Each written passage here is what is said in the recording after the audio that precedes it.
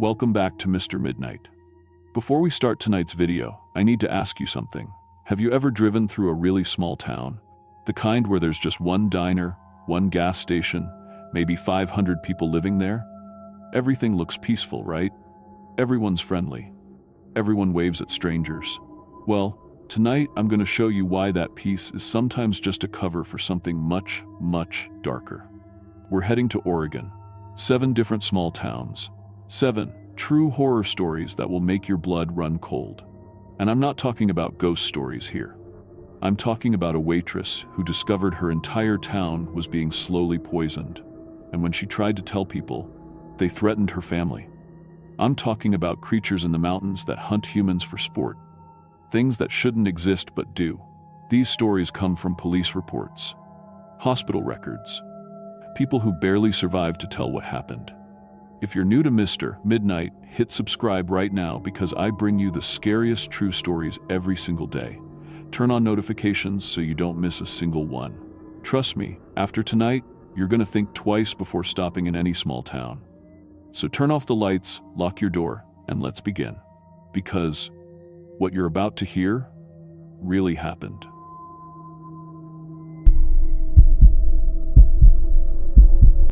My name is Lisa Martinez, and I've been a server at Mountain View Diner here in Bend, Oregon for 3 years now. It's not glamorous work, but I know every regular customer by name and their usual order. I can spot a bad tipper from across the room and handle the breakfast rush without breaking a sweat. I've served coffee to construction workers before dawn, comfort food to families after funerals, and late-night pie to teenagers after prom. I thought I'd seen everything this small town had to offer.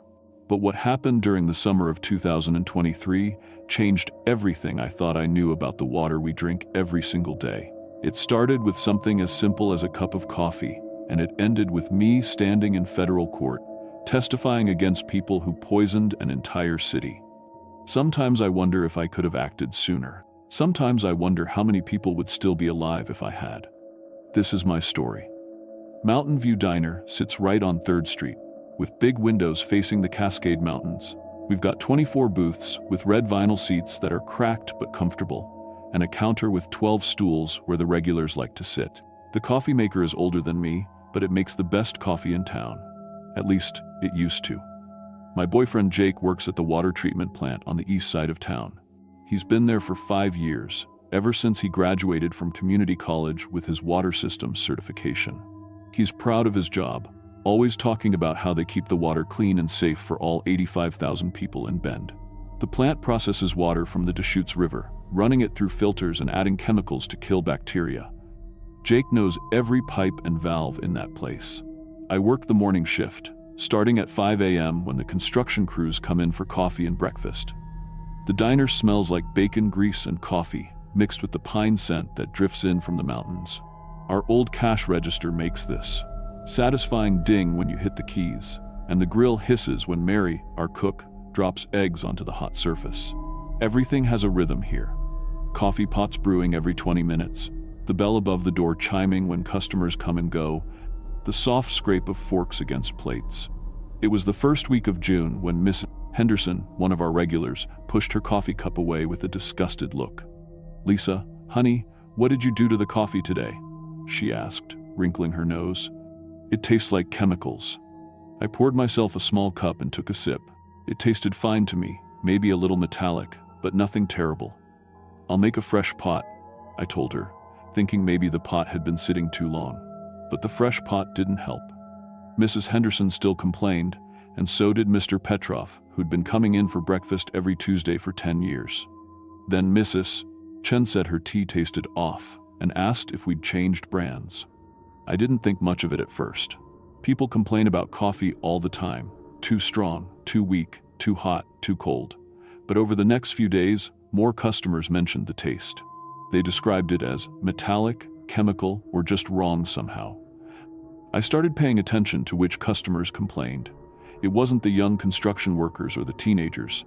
It was mostly older folks, the ones who'd been drinking our coffee for years and knew exactly how it should taste. By Friday, 3 of our elderly customers had called in sick with stomach problems. Mrs. Henderson's daughter called to say her mother had been throwing up all night after drinking coffee at our place. Mr. Petrov came in looking pale and shaky, holding his stomach. Mrs. Chen didn't come in at all, which was unusual because she never missed her Tuesday and Friday breakfast. I mentioned it to Jake that evening while we watched TV in his apartment. Maybe there's something wrong with the water, I said. A bunch of customers think it tastes weird. Jake barely looked up from his phone. The water's fine, Lisa. We test it every day. It meets all the EPA standards. Maybe your coffee machine needs cleaning. I knew our coffee machine was clean. I cleaned it myself every morning. But Jake worked at the water plant, so I figured he would know. Still, something felt wrong. The following Monday, I got a call that made my stomach drop. My grandmother had been taken to the emergency room over the weekend. She'd been having terrible headaches and seemed confused, not recognizing my grandfather at times. The doctors couldn't figure out what was wrong. She was only 72 and had been healthy her whole life. I visited her at the hospital during my break. She looked so small in that big hospital bed, staring at the ceiling with unfocused eyes. When I held her hand, she looked at me like she was trying to remember who I was. "The water tastes funny," she whispered. "At home, it tastes like metal." That Tuesday, I heard something that made my blood run cold. Mary, our cook, mentioned that her friend who works at Pilot Butte Elementary School said kids were getting sick. Not just a few kids, dozens of them. They were breaking out in strange rashes and throwing up during lunch. The school nurse was overwhelmed. I couldn't stop thinking about what my grandmother had said about the water tasting like metal. That night, I went online and started researching water contamination. What I found terrified me. Chemical poisoning could cause exactly the symptoms I was seeing. Stomach problems in older people, confusion, headaches, skin rashes in children. The elderly and young were most vulnerable because their bodies couldn't process toxins as well. I bought water testing kits from the hardware store the next day. They were simple test strips that could detect common contaminants. I tested the water at the diner and at my apartment. Both samples showed traces of chemicals that shouldn't be in drinking water, compounds I couldn't even pronounce. My hands were shaking when I called Jake. I tested the water. I told him, there are chemicals in it that aren't supposed to be there. There was a long silence. "Lisa, those home test kits aren't accurate. You don't know what you're looking at." "Then, explain it to me," I said. "Come over and look at these results." When Jake arrived at my apartment, his face was pale and he couldn't meet my eyes. I showed him the test strips, the color charts, the readings that clearly showed contamination. He stared at them for a long time without speaking. "Jake, what's going on?" I asked. He sat down heavily on my couch and put his head in his hands. "There have been some technical issues at the plant," he said quietly. "But my supervisor said it's under control." "What kind of technical issues?" "The filtration system has been acting up. Sometimes the chemical levels get a little high, but we're still within acceptable ranges." I could tell he was lying. "Jake, look at me. What's really happening?" He finally met my eyes, and I saw fear there. "Promise me, you won't tell anyone. I could lose my job." "Tell me what?" "My supervisor, Mr. Brennan, he's been taking money from a chemical disposal company. They've been bringing trucks to the plant at night, adding stuff to the water supply." I felt like the floor had dropped out from under me. "Adding what?" "Industrial waste. Chemicals for manufacturing plants. Stuff that's supposed to go to hazardous waste facilities, but it costs the companies too much money. So they pay Brennan to dump it in our water supply instead." I stared at him, not believing what I was hearing. "For how long?" 3 months, he whispered. "Maybe longer." 3 months. 85,000 people in Bend had been drinking poisoned water for 3 months. My grandmother, Mrs. Henderson, those kids at school, they'd all been slowly poisoned by chemicals that someone dumped in our water for money. "We have to report this," I said. "No." Jake grabbed my arm. "Brennan said anyone who talks will be fired and charged as an accomplice. I could go to prison, Lisa. And he has connections. People won't believe us." But I was already thinking about my grandmother lying in that hospital bed, about the children with rashes, about all the elderly customers who'd stopped coming to the diner because they felt sick. This wasn't just about Jake's job anymore. I told Jake I wouldn't say anything, but I was lying. I started documenting everything. I took photos of sick customers, collected water samples from different parts of town, wrote down dates and symptoms. I visited other nursing homes and found the same pattern: elderly residents developing sudden confusion, memory problems, and physical illness. The most heartbreaking was when I visited my grandmother again. She didn't recognize me at all this time. The doctors said she was showing signs of rapid onset dementia, but they couldn't explain why it was happening so fast. I knew why. The chemicals in the water were destroying her brain. I tried calling the EPA, but every time I started to explain the situation, I got transferred to different departments or put on hold until I gave up. Then one day, Mr. Brennan showed up at the diner. He was a big man with gray hair and cold eyes. He ordered coffee and sat at the counter, making small talk about the weather. But when the diner emptied out, he leaned closer to me. "I hear you've been asking questions about our water quality," he said quietly. "That's not smart, Lisa. Accidents can happen to people who stick their noses where they don't belong. Your grandmother's already in the hospital, would hate for anything to happen to your parents too." I felt ice in my veins. This man was threatening my family to cover up the fact that he'd been poisoning an entire city. But I also realized something else. He was scared. If he was taking the risk to threaten me personally, it meant I was getting close to exposing him. That weekend, I drove to Portland and found an environmental lawyer named David Chen. I brought all my documentation, water samples, and photos. He tested the water samples at an independent lab and called me 2 days later. "Lisa, these results are horrifying," he said. "Your water contains industrial solvents, heavy metals, and carcinogenic compounds that were banned decades ago. This isn't just contamination, this is systematic poisoning." Within a week, federal agents raided the water treatment plant. They found records of payments from 3 different chemical companies, trucks entering the facility at night, and falsified water quality reports. Brennan was arrested, along with executives from the companies that had been paying him. The independent testing revealed that Ben's water supply contained some of the most dangerous chemicals ever used in manufacturing. The contamination was so severe that the entire water system had to be shut down. Trucks brought in clean water while the pipes were replaced and the treatment plant was rebuilt. Blood tests showed that over 40,000 residents had significant levels of these chemicals in their systems. Children were developing learning disabilities. Adults were showing early signs of dementia and liver damage. The cancer rate in Bend started climbing immediately. My grandmother died 3 weeks after the plant was shut down. The doctors said the brain damage was irreversible. She never recognized me again after that day in the hospital when she told me the water tasted like metal. I testified in federal court against Brennan and the chemical companies. Their lawyers tried to make me look stupid, calling me an uneducated waitress seeking attention. But my documentation was solid, and the jury could see that I was telling the truth. Brennan got life in prison for mass poisoning and manslaughter.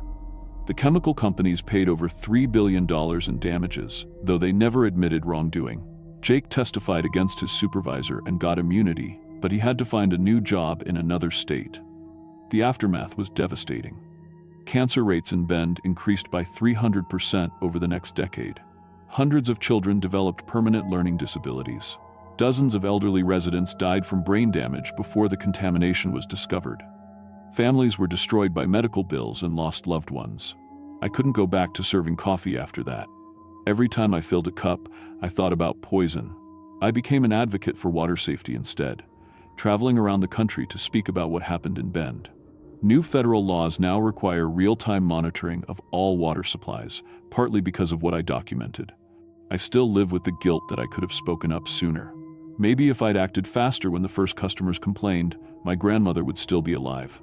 Maybe those children wouldn't have permanent brain damage.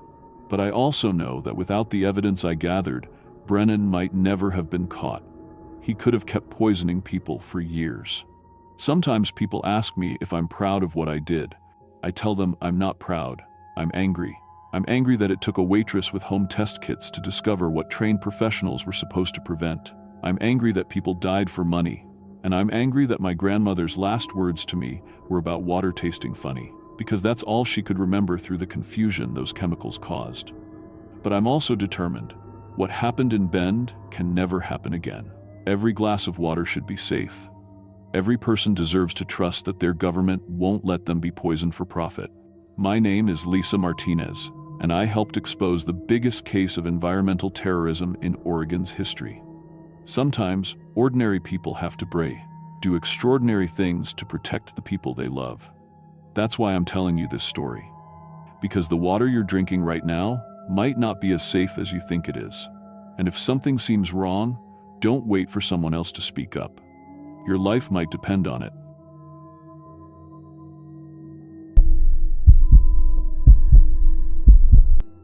My name is Mark Patterson, and I've been a construction foreman for 18 years. I started swinging hammers right out of high school, worked my way up through framing, concrete, and heavy equipment operation. I've built everything from strip malls to luxury hotels along the Pacific coast. I've handled job sites in earthquakes, mudslides, and Pacific storms that would send most people running for cover. But what happened during the summer of 2023 Bandon, Oregon changed everything I thought I knew about the ocean. And it taught me that sometimes the biggest predators aren't the ones we can see coming. The Ocean View Condominiums project was supposed to be my big break. 42 luxury units right on the bluff overlooking the Coquille River mouth, with private beach access and panoramic ocean views. The developer was paying top dollar, and I'd handpicked my crew from guys I'd worked with for years. We had our permits, our materials staged, and a timeline that would have us wrapped up before the winter storms hit. Bandon in early June was perfect. Clear skies, steady winds, and that clean ocean smell that makes you understand why people pay millions to live on the coast. Our job site sat on a 20-acre parcel about 50 feet above the beach, with a private road winding down to the water. The city had fast-tracked our permits because they wanted the tax revenue, and the locals seemed excited about the jobs we'd bring. The only strange thing was how empty the water looked. I'd worked coastal projects before, and usually you'd see fishing boats, pleasure craft, maybe some commercial vessels heading in and out of port. But the ocean off Bandon was eerily quiet. When I mentioned it to Tommy Reeves, our concrete guy who'd grown up here, he just shrugged and said the fishing had been weird all spring. Dead fish washing up for weeks now, he told me while we surveyed the foundation layout. Not the usual stuff either. Big salmon, but it's way too early for the runs. And they're all torn up, like something's been chewing on them. I figured it was just one of those natural cycles. Fish die-offs happen, maybe red tide or some pollution issue the EPA would handle. We had a building schedule to keep and 42 units to frame, wire, and finish before October. But by the second week, I couldn't ignore what I was seeing on our beach walks during lunch breaks. The sand was littered with dead salmon, massive ones, some over 3 feet long. These weren't spawning fish that had died naturally. These had chunks missing. Huge, ragged bite marks that looked like they'd been made by something with teeth the size of railroad spikes. I'd seen shark bites before, working a hotel project down in California, but these were different. The bite radius was enormous, and there were multiple puncture patterns on each fish, like whatever killed them had grabbed, shaken, and torn rather than just taking a clean bite. Plus, we were barely a quarter mile from shore. Sharks that big don't usually hunt in water that shallow. My curiosity got the better of me. I drove to Bandon Marine Supply and bought a couple underwater cameras, the kind charter boat captains use to find fish. Nothing fancy, just waterproof digital cameras in weighted housings that I could drop off our work barge when we started the pier foundation. What those cameras showed me still gives me nightmares. The water 20 feet down was full of sharks. Not the small Pacific Coast sharks you might expect, but massive bull sharks, some over 12 feet long and thick as telephone poles. They moved in groups of 6 or 8, cruising back and forth along the river mouth like they were patrolling territory. Their movements were coordinated, purposeful, nothing like the random feeding behavior you'd expect from sharks. I knew enough about marine life to understand this was impossible. Bull sharks are tropical and subtropical species. They don't live in Oregon waters, especially not in the numbers I was seeing. The Pacific coast has salmon sharks, maybe some great whites further offshore, but nothing like what my cameras were recording. I showed the footage to Jack Morrison, the Marina harbor master who'd been working these waters for 30 years. His face went white when he saw it. Jesus Christ, Mark, how many of those things are down there? At least 20 that I've counted, probably more. Jack shook his head slowly. Water temperature's been running 15 degrees above normal all spring. Coast Guard's been getting reports of damaged nets, boats with chunks taken out of their hulls. We thought it was floating debris or maybe equipment failures, but he trailed off, staring at the footage of a bull shark longer than my pickup truck gliding through water that should have been too cold for it to survive. The next morning, I found the first seal. It had washed up near our beach access, and it looked like it had been put through a wood chipper. The bite patterns matched what I'd seen on the salmon, but scaled up. Whatever had killed this seal had teeth that could punch through marine mammal blubber like it was tissue paper. I called the Oregon Department of Fish and Wildlife, figuring they'd want to know about an invasive predator species setting up shop in state waters. The biologist I talked to was polite but dismissive. "Mr. Patterson, bull sharks occasionally range into northern waters during warm weather events. What you're describing sounds like normal predation behavior. We appreciate the report, but normal? Lady, I've got footage of at least 20 sharks over 10 feet long hunting in coordinated groups in 40 feet of water. That's not normal anything. Sir, without proper documentation and specimen collection, we can't verify." I hung up on her. Government bureaucrats always want paperwork and procedures, while the real world is going to hell around them. The city tourism office was even worse. When I tried to show them my footage, the director actually asked me to stop recording video of marine life near the beach access. "Mr. Patterson, Bandon's economy depends on summer tourism. Unsubstantiated reports of dangerous marine life could severely impact our visitor numbers. I'm sure you understand the economic ramifications." I understood. All right. I understood that money was more important than public safety, and that my construction project's success depended on keeping my mouth shut about the killing machines setting up camp in our backyard. But the sharks weren't staying quiet. The first boat attack happened on a Tuesday morning in late June. The Sarah Marie, a 28-foot charter boat, was heading out for a half-day salmon trip with 4 tourists from Portland. They were barely past the river mouth when something hit them from below. Captain Dave Hendricks brought the boat back with a 6-foot gash in the fiberglass hull and a story that nobody wanted to believe. He'd felt the impact, looked over the side, and seen a bull shark longer than his boat rolling away in the water. The bite mark in his hull matched the tooth spacing I'd been documenting on the dead fish and seals. "Thing was massive," Dave told me at the marina that evening. "Had to be 14, 15 feet. And there were others. I counted at least 6 of them circling us before I got the hell out of there." The Coast Guard classified it as a marine collision with unknown object. The insurance company blamed floating debris. Dave knew better, but he also knew that talking about giant sharks would end his charter business overnight. I started spending every spare minute monitoring the cameras, documenting the sharks' behavior patterns. They were learning, adapting. The first week, they'd stayed in the deeper water near the river channel. But as the summer progressed, they started hunting closer to shore, following the salmon runs that brought their prey into increasingly shallow water. By early July, they were hunting in water barely 15 feet deep. The attacks escalated on July 4th weekend. A family from Eugene was fishing from the rocks near Bandon State Park when something grabbed their 10-year-old son's line. The boy held on, thinking he'd hooked a big salmon, until a 12-foot bull shark breached the surface and kept coming. I was on the beach that day, checking our construction access road, when I heard the screaming. I ran toward the sound and saw the most terrifying thing I've ever witnessed.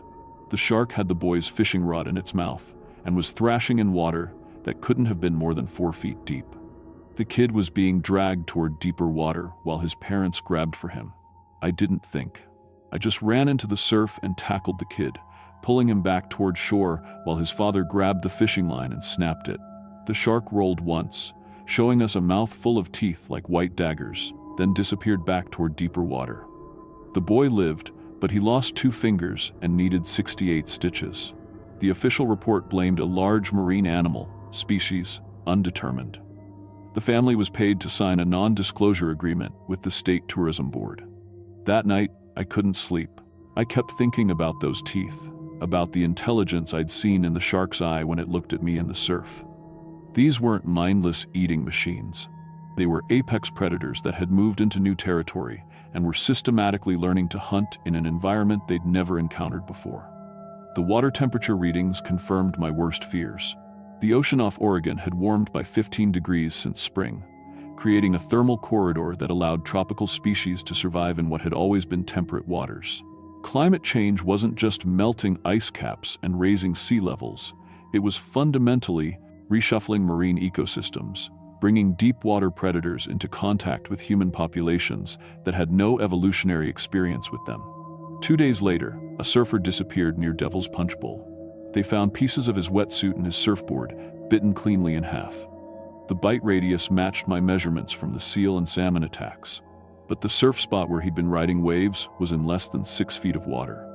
The sharks had learned to hunt in the shallows. I tried again to contact the authorities, the marine biologists, anyone who would listen. But by then, word had gotten around that I was the construction guy spreading shark hysteria and hurting local business. My calls weren't returned. My emails were ignored. The local newspaper ran an editorial about irresponsible fear-mongering that didn't mention me by name but made it clear who they were talking about. My construction project was falling apart too. 3 of my guys quit after seeing my shark footage. The developer was getting pressure from the city to keep quiet about marine life issues, and I was developing a reputation as the crazy contractor who thought Jaws had moved to Oregon. But I couldn't stop watching, couldn't stop documenting. Every day, the sharks were there, patrolling the waters where families brought their children to play in the surf. On July 15th, my worst nightmare came true. I was on the job site, trying to focus on foundation work, when I heard the screaming from the beach below. A family with 2 young children had been waiting in the shallows near our beach access. The kids were maybe 20 yards from shore, playing in water that barely came up to their knees. I grabbed my binoculars and saw the fin cutting through the water toward them. A massive bull shark in less than 3 feet of water, moving like a guided missile toward the children. I ran, crashed through the beach grass, vaulted the access fence, and sprinted across the sand screaming warnings. The parents heard me and started calling their kids back, but it was too late. The shark hit the 8-year-old girl like a freight train. The water exploded red, and for a horrible moment, she disappeared completely. Then she surfaced, screaming, with the shark still attached to her leg. I hit the water running and grabbed the girl under her arms, pulling backward while the shark thrashed and tried to drag her deeper. Her father reached us at the same time, and together we managed to break the shark's grip. It rolled away, frustrated, then circled back for another pass. We got the girl to shore, but she'd lost her left leg below the knee. Her brother was in shock, unhurt but screaming. The parents were covered in their daughter's blood, trying to stop the bleeding while screaming for help. The girl survived, but barely. The attack made national news, despite the tourism board's efforts to downplay it. Suddenly, marine biologists who'd ignored my calls for months were flying in from universities across the country to study the unprecedented bull shark population in Oregon waters. Too little, too late. The beaches were finally closed to swimming on July 20th, after 3 more attacks in a single week. But the damage was done. The sharks had established breeding populations in the warming waters. They weren't visitors anymore. They were residents. My construction project was canceled. The developer cited changing environmental conditions and insurance liability concerns. 42 luxury condominiums became a liability no one wanted to touch. I couldn't work waterfront projects anymore. Every time I got near the ocean, I'd see those fins cutting through the shallows, those black eyes scanning for prey. I'd wake up at night in cold sweats, hearing the screams of that little girl, feeling the weight of the shark as it tried to drag her into deeper water. The sharks are still there.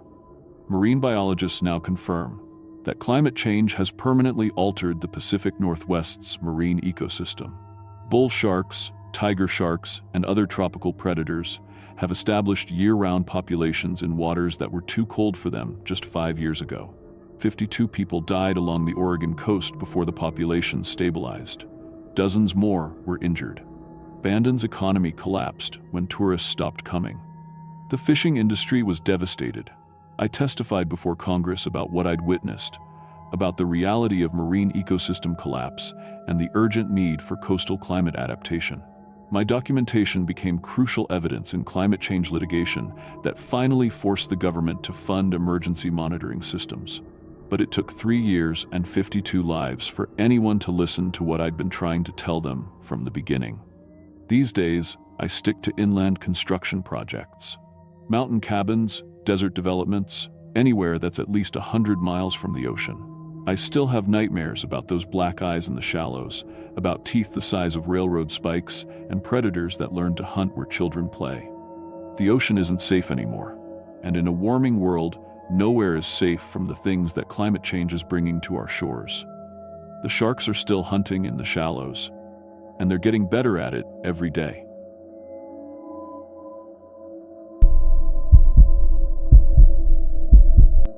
My name is Sarah Chen, and I've been a bank teller for 12 years. I started right out of high school at First National in Eugene, Oregon, and worked my way up to senior teller and customer service supervisor. I've handled everything from robbery attempts to computer system crashes, angry customers screaming about overdraft fees, and elderly folks who needed help with basic transactions. I thought I'd seen it all in the banking world. But what happened during 1 week in Prairie City, Oregon, changed everything I thought I knew about memory, trust, and the people we let into our lives. Sometimes the most dangerous predators aren't the ones who break down your door. They're the ones who already have the keys. It was early March when Mom called. Her voice sounded weak and shaky, nothing like the strong woman who raised me alone after Dad died. She'd been battling cancer for 6 months, and the treatments were getting harder. The doctors in Prairie City weren't sure how much time she had left, but they said it could be weeks, maybe a month. I immediately requested 2 weeks of family leave from the bank. My supervisor, Janet, was understanding. She knew how close Mom and I were, and she promised my position would be waiting when I got back. Prairie City is one of those small Oregon towns where everybody knows everybody. Population barely 800, 1 main street, 2 churches, and a grocery store that closes at 6. Mom's house sat on Elm Street, a tiny 2-bedroom place with a wraparound porch and a garden she'd tended for 30 years. I'd grown up there, but after college, the small-town life felt too confining. Eugene offered better opportunities, more independence, and frankly, more privacy than a place where the mailman knows your business before you do. I drove the 3 hours from Eugene on a Sunday afternoon, my car packed with 2 weeks' worth of clothes and enough work to keep me busy during Mom's nap times. The plan was simple: help with her medical appointments, make sure she was taking her medications properly, handle any paperwork or financial issues, and spend quality time together while I still could. Then I'd drive back to Eugene, return to work, and visit on weekends until the end came. Mom looked terrible when I arrived. She'd lost another 20 pounds since Christmas, and her skin had that gray pallor that cancer patients get when the treatments stop working. But her mind was sharp as ever. We spent Sunday evening going through her medical files, organizing her medications, and making a schedule for the week ahead. She had 3 doctor appointments, physical therapy twice, and a meeting with her lawyer to update her will. I made notes in my day planner, the same system I used at the bank to track important customer appointments and deadlines. Monday morning, I woke up in my childhood bedroom feeling refreshed and ready to tackle the week. Mom was already awake in the kitchen, making coffee the old-fashioned way in her aluminum percolator. We had breakfast together, then I helped her get dressed for her 10 o'clock appointment with Dr. Martinez, her oncologist. I remember looking at my watch as we walked to the car. It was 9:15 a.m., March 8th. Then I woke up. But it wasn't Tuesday morning like it should have been. My phone said Monday, March 15th. I stared at the screen, thinking it was some kind of glitch. I checked my watch, then the clock on the nightstand, then the kitchen wall clock. All of them said the same thing: a full week had somehow vanished from my life. I called for Mom, but the house was silent. Her bedroom was empty, the bed made with hospital corners the way she'd taught me as a kid. But something was wrong with the room. It was too clean, too organized. All her personal items were gone. The family photos from her dresser, the jewelry box Dad had given her, even her reading glasses that usually sat on the nightstand.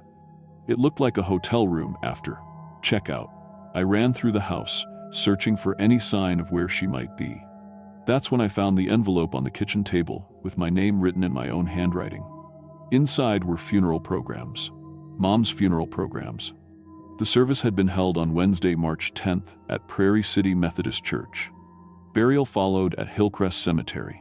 According to the program, I had delivered the eulogy and served as the primary executor of her estate. I had no memory of any of it. My hands shook as I searched through the stack of papers under the envelope. Sympathy cards addressed to me, signed by neighbors and family friends I'd known my whole life. Thank you notes in my own handwriting, thanking people for their flowers and support during this difficult time. A receipt from Miller's funeral home showing payment in full for funeral services, signed by me. Legal documents transferring ownership of the house to me with my signature notarized 3 days earlier. None of it made sense. I would never forget my own mother's death.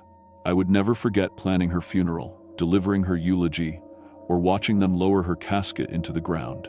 Those aren't the kind of memories that just disappear, even with grief or shock or medication. I drove straight to Miller's funeral home. Frank Miller had buried half the town over the past 40 years, including my father when I was 16. He was waiting for me in his office like he'd been expecting me. "Sarah?" he said, his voice gentle but concerned. "How are you holding up? You seemed so distant during the arrangements. I was worried about you." "Frank, I need you to tell me exactly what happened. Everything you remember about the funeral arrangements." He looked confused. "You don't remember? You came in Monday evening after your mother passed. You were very specific about what you wanted. The Methodist service, Hillcrest burial plot next to your father, closed casket because of how the cancer had affected her appearance. You handled everything professionally, but you seemed, I don't know how to describe it, like you were sleepwalking through the conversation." "What do you mean, sleepwalking?" "You kept checking your watch like you had somewhere else to be. And you asked the strangest questions. You wanted to know if we kept security footage of family consultations and whether anyone else had access to our cremation records. Then you asked about preserving medical evidence in cases of suspicious death. I told you there was nothing suspicious about your mother's passing. Dr. Martinez had been treating her cancer for months. I left the funeral home with more questions than answers and drove to Prairie City Community Bank. I'd been banking there since I was 18, and the staff knew me well. Denise at the customer service desk smiled when I walked in, then her expression shifted to concern. "Sarah, honey, are you okay? You seemed so upset when you were here Thursday." "Thursday? You withdrew $25,000 in cash from your mother's account. I tried to talk you into a cashier's check instead, but you insisted on cash. Said you needed to pay some bills immediately and couldn't wait for checks to clear. $25,000. That was nearly everything Mom had saved over her lifetime. I had no memory of withdrawing that money, and I certainly didn't have it now. The security footage showed me standing at Denise's window, but something was wrong with how I moved. My posture was too straight, my movements too deliberate. I looked like a robot programmed to act human. When Denise handed me the money, I counted it twice with mechanical precision, then put it in a manila envelope without any emotion on my face. "Denise, did I say anything about what the money was for? You said it was for medical expenses that insurance wouldn't cover. But when I asked which hospital or treatment center, you just stared at me for about 10 seconds, then said, various providers. That wasn't like you at all, Sarah. You're usually so chatty and specific about everything." I spent the afternoon driving around town, stopping at every business where someone might have seen me during the missing week. The pattern was always the same. People remembered conversations with me that I couldn't recall. The grocery store clerk said I'd bought cleaning supplies and garbage bags on Tuesday. The hardware store owner said I'd rented a carpet cleaner Wednesday morning. The post office worker said I'd mailed several large packages to addresses in Portland and Seattle. All of these interactions were described the same way. I seemed distant, mechanical, like I was following a script I didn't quite understand. That evening, I sat in Mom's kitchen trying to piece together what had happened. I found a pill organizer in the pantry with my name on it, filled with medications I didn't recognize. White pills, blue pills, small yellow capsules. No prescription labels, no indication of what they were supposed to treat. I took photos of everything and decided to drive to Eugene the next morning to have them analyzed. But first, I needed to see Dr. Martinez. If Mom had died of cancer, he would have been involved. He could tell me about her final days, maybe explain why I couldn't remember them. Dr. Martinez's office was in the small medical complex behind the hospital.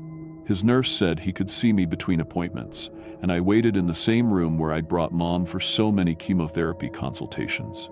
"Sarah," he said when he entered, "I'm so sorry for your loss. Your mother was a remarkable woman. But I have to ask, are you feeling all right?" When you came to collect her medical files last Tuesday, you seemed confused about basic facts regarding her treatment. I came to collect her files? You insisted on taking all of her records, including lab results and imaging studies from the past 6 months. You said you needed them for insurance purposes, but then you asked some very unusual questions. You wanted to know if we tested for environmental toxins or heavy metals in her blood work. When I explained that wasn't part of her cancer treatment protocol, you became agitated and demanded to know if anyone else had access to her medical information. Dr. Martinez, I need to ask you something, and I need you to be completely honest. Did my mother die of cancer? His face went pale. Sarah, what kind of question is that? Of course she died of cancer. The metastasis to her liver and lungs, we discussed the progression extensively. You were with her for every appointment, every scan result, every treatment decision. But you just said I seemed confused about her treatment when I came for the files.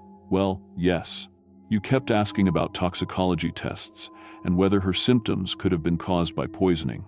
I explained that advanced cancer can mimic many conditions, but you seemed convinced that someone had been giving her something harmful. I assumed it was grief affecting your thinking. I left his office with a growing certainty that something terrible had happened to my mother, and someone had been controlling my actions to cover it up. But who? And how? The answer came that evening when I decided to search Mom's house more thoroughly. In the basement, hidden behind the water heater, I found a small digital camera. When I checked the memory card on Mom's computer, I discovered hundreds of hours of footage showing me moving through the house like a sleepwalker. The videos were horrifying. They showed me cleaning obsessively, scrubbing surfaces with bleach, removing items from the house, and loading them into garbage bags. In one clip, I was standing in the kitchen at 3 a.m., methodically washing dishes that were already clean. In another, I was in Mom's bedroom, stripping the bed and replacing sheets with military precision. But the most disturbing footage showed me sitting at the kitchen table, signing documents while someone off-camera gave me instructions. I could hear a man's voice, patient and encouraging, telling me exactly what to write. Very good, Sarah. Now sign the bank authorization. Remember, you're taking care of your mother's final expenses. Now the property transfer. Your mother wanted you to have everything. Perfect. The funeral home payment. Your mother would be proud of how you're handling this. I recognized that voice. It was Mr. Thompson, Mom's next-door neighbor. He'd lived there for 15 years, always friendly, always helpful. The kind of neighbor who shoveled your driveway without being asked and brought in your mail when you were on vacation. I felt sick as I watched myself responding to his commands with robotic obedience. Whatever he'd been giving me had turned me into a puppet, following his instructions while my conscious mind was switched off. The final video was time-stamped the night before I'd supposedly woken up. It showed Thompson entering the house with a key, checking my pulse while I slept, then carefully placing pills in my mouth and making sure I swallowed them. Before leaving, he adjusted my alarm clock and placed the envelope of funeral documents on the kitchen table. I had to find out what he'd done to my mother and why. The next morning, I pretended to take the pills Thompson had left for me, but I spit them out as soon as he wasn't watching. For the first time in a week, my head began to clear, though I still felt groggy and disoriented. I needed to stay alert long enough to get evidence of what he'd been doing. Thompson came over around noon, just like the videos showed he'd been doing all week. He let himself in with his duplicate key and found me sitting in the living room. Sarah, sweetheart, how are you feeling today? Confused, I said honestly. I can't remember anything about Mom's funeral. Did I really speak at the service? Of course you did. You gave a beautiful eulogy about her garden and how she taught you to plant tomatoes. Everyone was very moved. But Mom had never gardened. She'd always said she had a black thumb and killed every plant she touched. Thompson was making up memories that never existed. Mr. Thompson, can I ask you something? Did you ever help Mom with her medications? She had so many pills to keep track of. His expression shifted almost imperceptibly. Sometimes I'd remind her to take them if I saw her forgetting. Why do you ask? I found some pills in the house that aren't prescribed to either of us. I was wondering if maybe they were left over from someone else's prescription. I wouldn't know anything about that. Maybe your mother was trying some natural supplements. She was always looking for alternative treatments. That was another lie. Mom was deeply skeptical of anything that wasn't prescribed by a doctor. "Would you like some coffee?" I asked. I was just about to make a pot. While I was in the kitchen, I turned on my phone's voice recorder. When I returned with the coffee, Thompson was examining the pill organizer I'd deliberately left on the coffee table. "Sarah, you need to keep taking these. They're helping you cope with the grief. Without them, you might have another breakdown like you did Tuesday night." "What kind of breakdown?" "You were hysterical, screaming that someone had hurt your mother. You tried to call the police, but they could see you were having a grief-induced psychotic episode. That's when Dr. Martinez prescribed these medications to help you stay calm and focused. But I'd never met with Dr. Martinez about psychiatric medications, and he'd never mentioned any breakdown during our conversation. "Mr. Thompson, I need to ask you directly. Did someone poison my mother?" His face went completely still. For a long moment, we stared at each other across the coffee table. Then he smiled, but it didn't reach his eyes. "Sarah, you're having another episode. Take your medication, and these thoughts will go away." "What if I don't want them to go away?" He stood up and moved toward me, no longer bothering to hide his intentions. "Then we'll have to try a different approach." He pulled a syringe from his jacket pocket and grabbed my arm. I tried to pull away, but the residual effects of whatever he'd been giving me made my movements slow and clumsy. "Your mother was stealing from me," he said, his voice calm and matter-of-fact. "She figured out I'd been endorsing her Social Security checks and depositing them in my account. Said she was going to report me to the police. So I started putting antifreeze in her orange juice. Just a little bit each day, enough to make her sicker than the cancer already was making her. You killed her. I ended her suffering, and I used you to clean up the evidence. Do you know how easy it is to control someone with the right combination of psychiatric medications? I've been testing the formula on half the elderly residents in this town. Memory suppressants, compliance enhancers, suggestibility boosters. You've been my most successful subject." He pushed the needle into my arm before I could stop him. Almost immediately, I felt my thoughts becoming fuzzy and distant. "Now you're going to sign one more document transferring your mother's life insurance to me, and then you're going to drive back to Eugene and never think about any of this again. In a few months, I might visit you there. I could use someone with access to bank systems for my next project." But I'd been recording everything. As the drug took effect, I managed to hit the send button on my phone, uploading the recording to my cloud storage account. Then I fumbled for my car keys. "Where are you going?" Thompson asked. "Back to Eugene, like you said. But instead of driving toward the highway, I turned toward the state police station 20 miles away. The massive dose of whatever he'd injected was making me sick and disoriented. I could barely keep the car on the road, but I had to reach help before I lost consciousness completely. I made it halfway before the drug overcame me. The car drifted off the road and hit a fence post. I managed to dial 911 before everything went black. "This is 911. What's your emergency?" "My name is Sarah Chen. Check my phone." Recording. "Thompson killed my mother. Prairie City." I woke up 3 days later in the hospital. The state police had found my phone and listened to the recording. They'd arrested Thompson and discovered a laboratory in his basement where he'd been manufacturing experimental psychiatric drugs. Blood tests confirmed I'd been given massive doses of memory suppressants and behavioral control medications. The investigation revealed that Thompson had been testing his drug formulas on elderly Prairie City residents for over 5 years. He'd stolen more than $200,000 in Social Security and pension benefits from victims whose families thought they were dying of natural causes. My mother wasn't his first murder. She was his 5th. The memory damage turned out to be partially permanent. Even now, 2 years later, I can't remember large chunks of my childhood. I have to rely on photos and documents to piece together my own history. I never know if a memory is real or something my drugged brain constructed to fill in the gaps. Thompson received 5 life sentences without parole.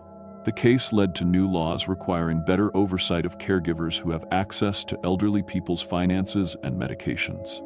I testified before the state legislature about the need to protect vulnerable seniors from predators who exploit both their trust and their isolation.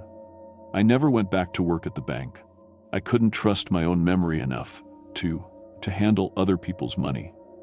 Instead, I became an advocate for elder abuse victims, helping families recognize the warning signs of financial exploitation and memory manipulation. The hardest part isn't the missing memories, it's never being sure which memories I can trust. Every day, I have to question whether my thoughts and feelings are really mine or something Thompson programmed into my brain during that lost week. But I remember this: evil doesn't always break down your door. Sometimes it comes with a friendly smile and a spare key, waiting patiently for the perfect moment to steal everything you are.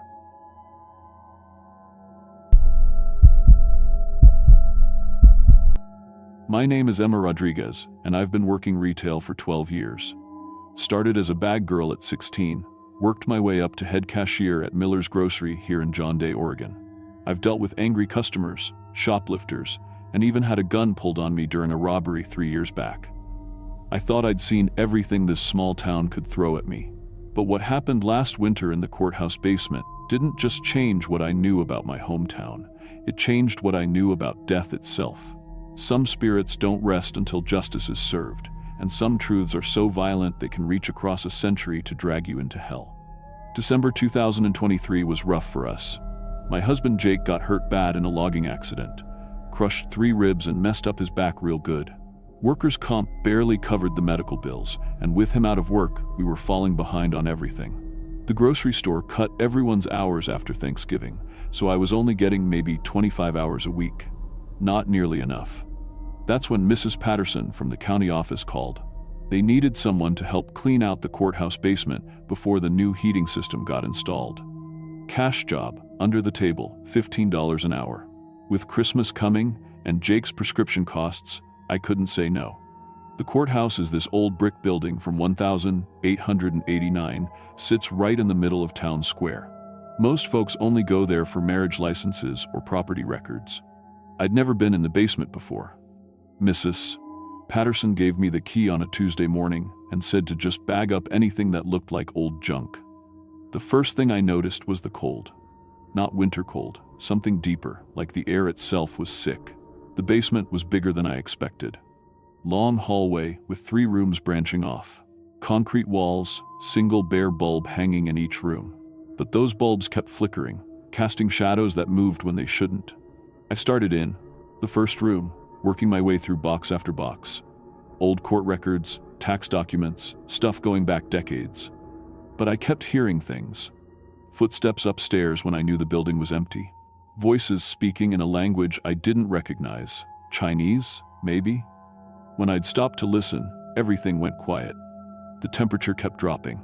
My breath started coming out in little puffs, even though the building's heat was supposed to be working.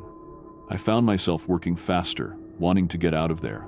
But every time I looked at the door, it seemed farther away than before. That's when I noticed the wall.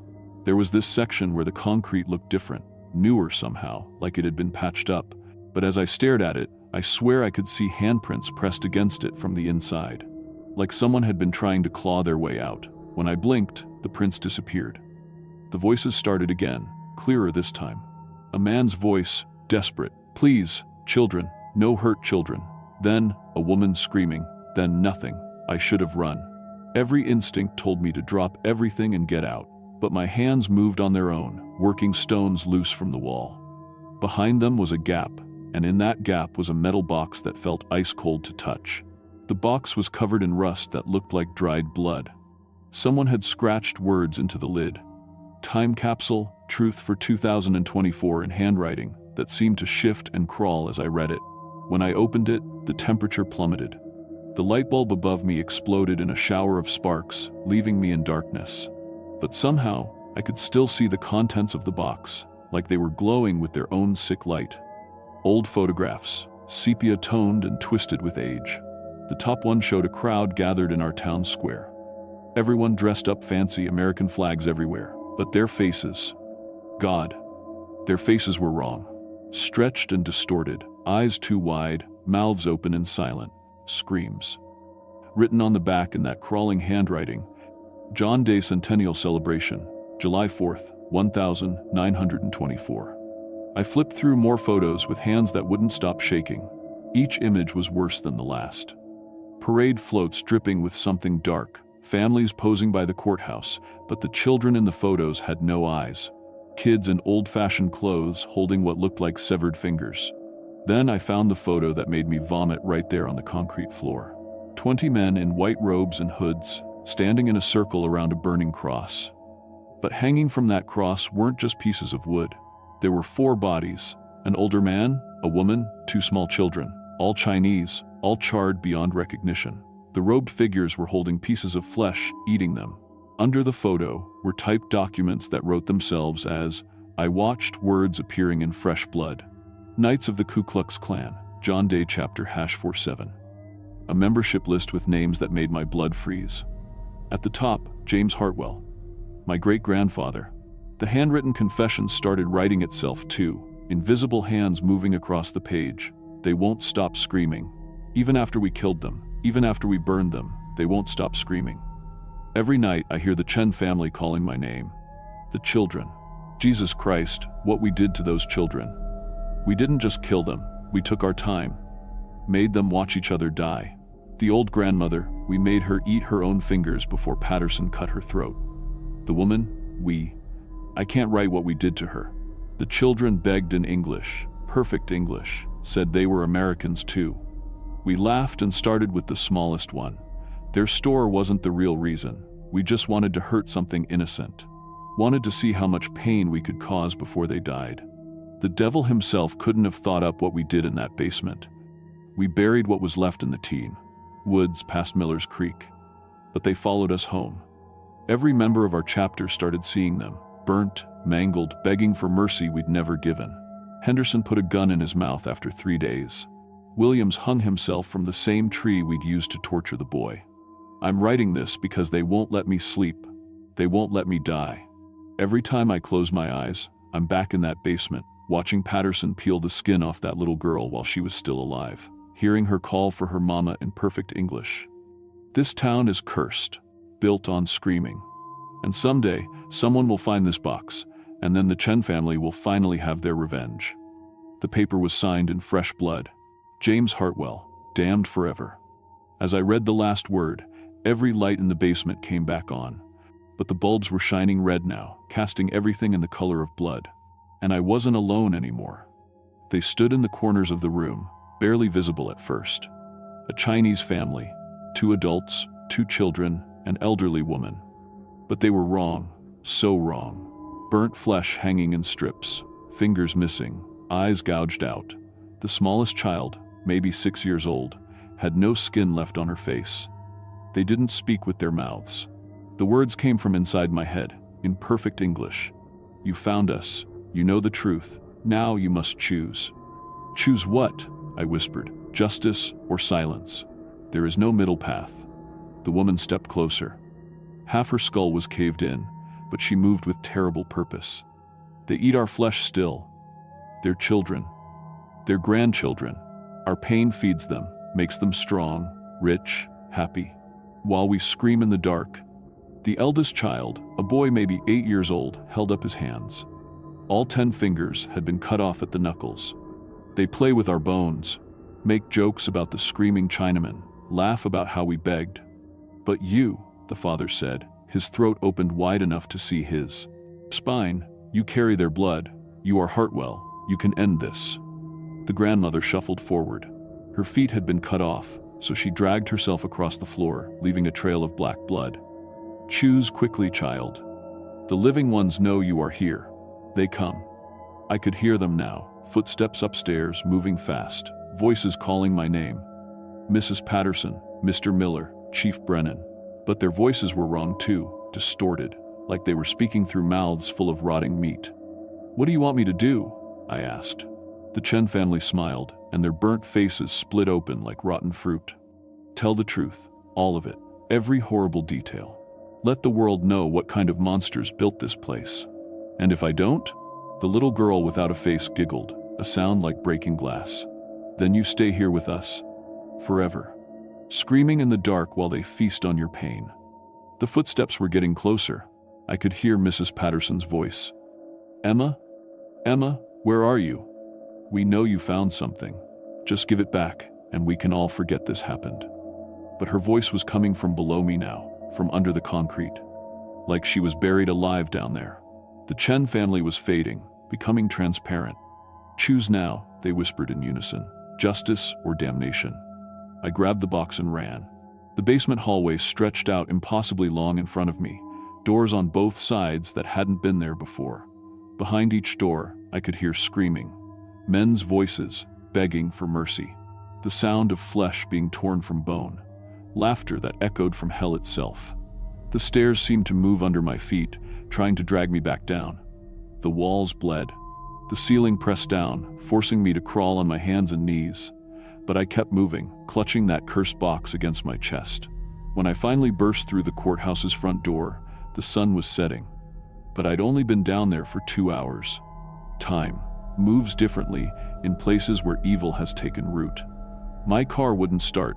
The engine turned over, but every time I tried to put it in drive, the radio started playing screaming, children's voices, begging in Chinese and English both. I turned the radio off, but the screaming kept coming through the speakers. I walked home, 12 blocks, carrying that box. People I passed on the street turned to stare, but their faces were wrong. Melted. Distorted, like they were wearing masks made of burnt flesh. Jake was waiting on the porch when I got home. But as I got closer, I realized it wasn't Jake. Same clothes, same hair, but the eyes were black holes, no light in them at all. "Where's the box, Emma?" "Not," Jake asked. His voice was coming from somewhere else, echoing inside his chest like he was already dead. I ran around to the back of the house, climbed through our bedroom window. The real Jake was asleep on the bed, breathing heavy from his pain medication. When I touched his face, he felt warm and real and alive. That's when I knew the Chen family had been telling the truth. The evil in this town wasn't just history. It was still here, still feeding, still growing stronger. I hid the box under our bed and tried to sleep, but every time I closed my eyes, I was back in that basement. Watching James Hartwell, my own blood, torture a family to death while his friends laughed and took pictures. The nightmares got worse. Every night, I lived through the murders from the victim's perspective. Felt the knife cutting into my skin. Felt the fire burning my flesh. Heard my children screaming for help that would never come. During the day, I started seeing them everywhere. The Chen family, always watching from the corners of my vision. In mirrors, in windows, in the reflection of puddles, waiting for me to keep my promise. But when I tried to tell people what I'd found, the words wouldn't come out right. Instead of explaining about the documents, I'd hear myself talking about the weather or asking about someone's family, like something was controlling my mouth, making me say the wrong things. Jake noticed I was losing weight, not sleeping. "You look like hell, Em. What's going on?" I tried to tell him about the basement, the box, the ghosts, but all that came out was, "Just tired from working so much." The Chen family appeared behind him, shaking their heads sadly. "He cannot hear the truth," the father said. "Only blood can break the curse, only Hartwell blood." That's when I understood. They didn't just want me to tell their story. They wanted me to become part of it. I quit the cleaning job. Told Mrs. Patterson I was too sick to continue. She smiled when I said it, but her teeth were filed to points. "Of course, dear, we understand completely. Sometimes the past is better left buried." But the Chen family wouldn't let me rest.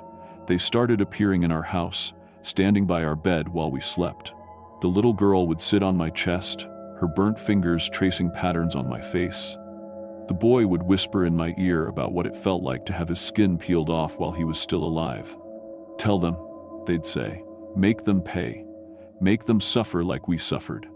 The box started changing too. The rust spread across our bedroom floor like blood. The metal got so cold it burned to touch. And the documents inside began adding new pages, written in different hands.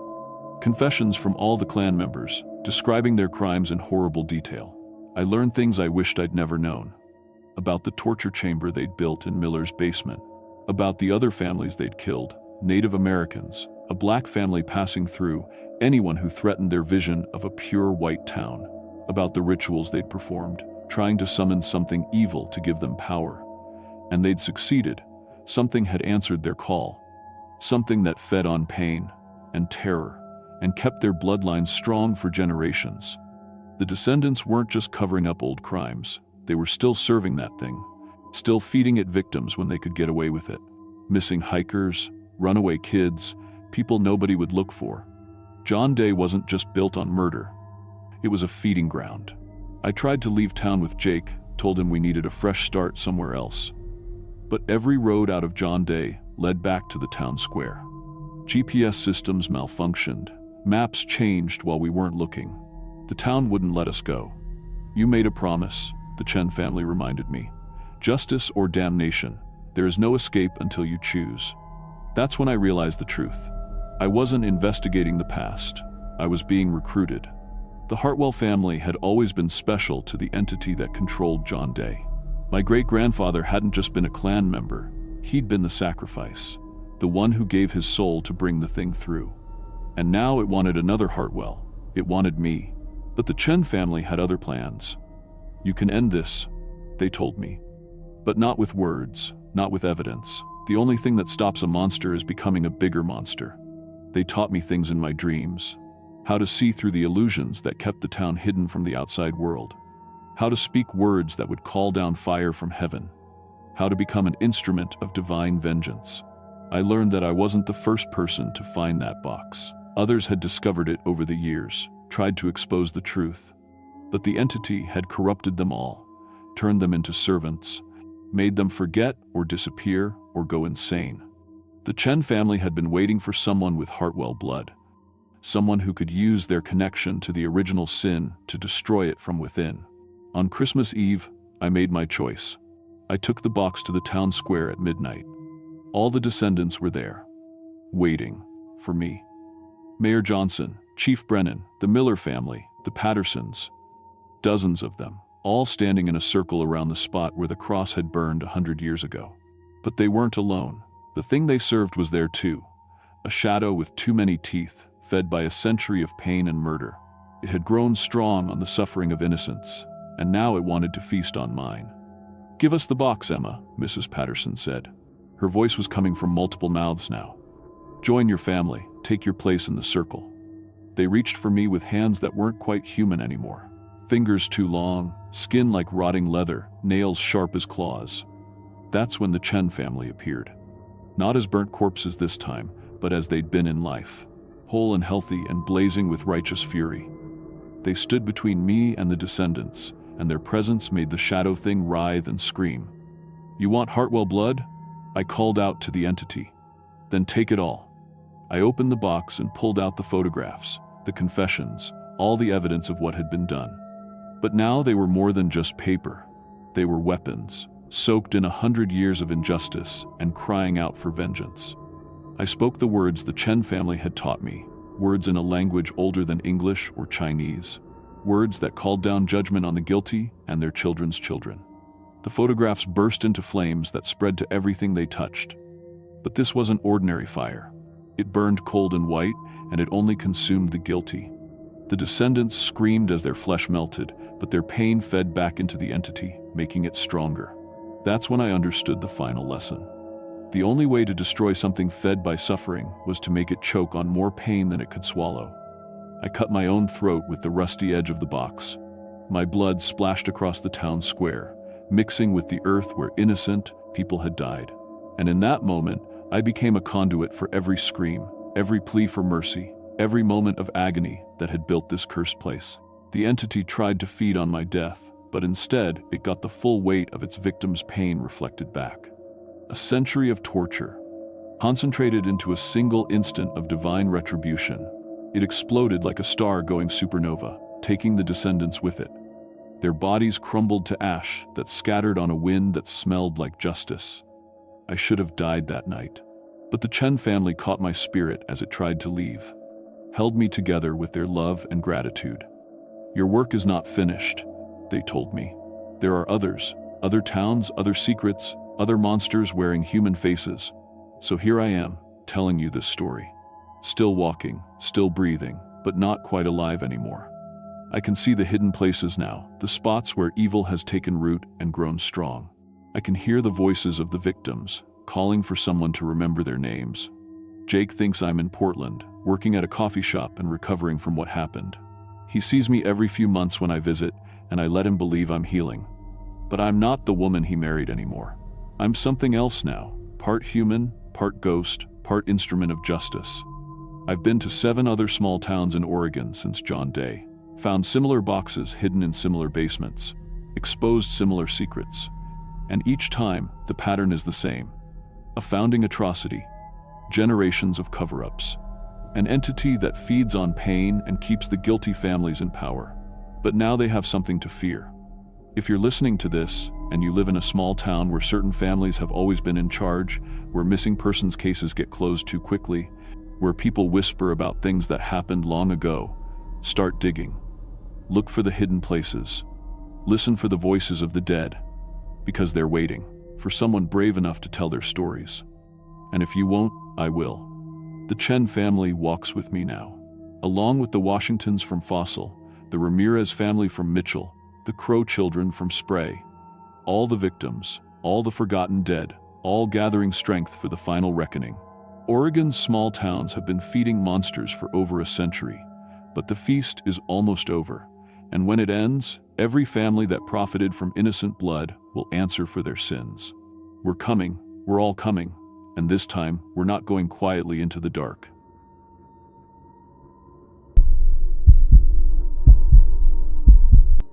My name is Tom Martinez, and I've been driving delivery trucks for UPS for 8 years.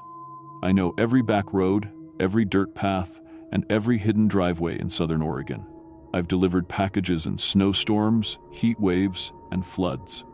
I've dealt with angry dogs, crazy customers, and trucks that break down in the middle of nowhere. But what happened last winter near Cave Junction changed everything I thought I knew about what lives in those mountains. I started this job right out of high school. My dad always said I was good with directions and had a steady head on my shoulders. The pay was decent, the benefits were solid, and I liked being on the road instead of stuck in an office.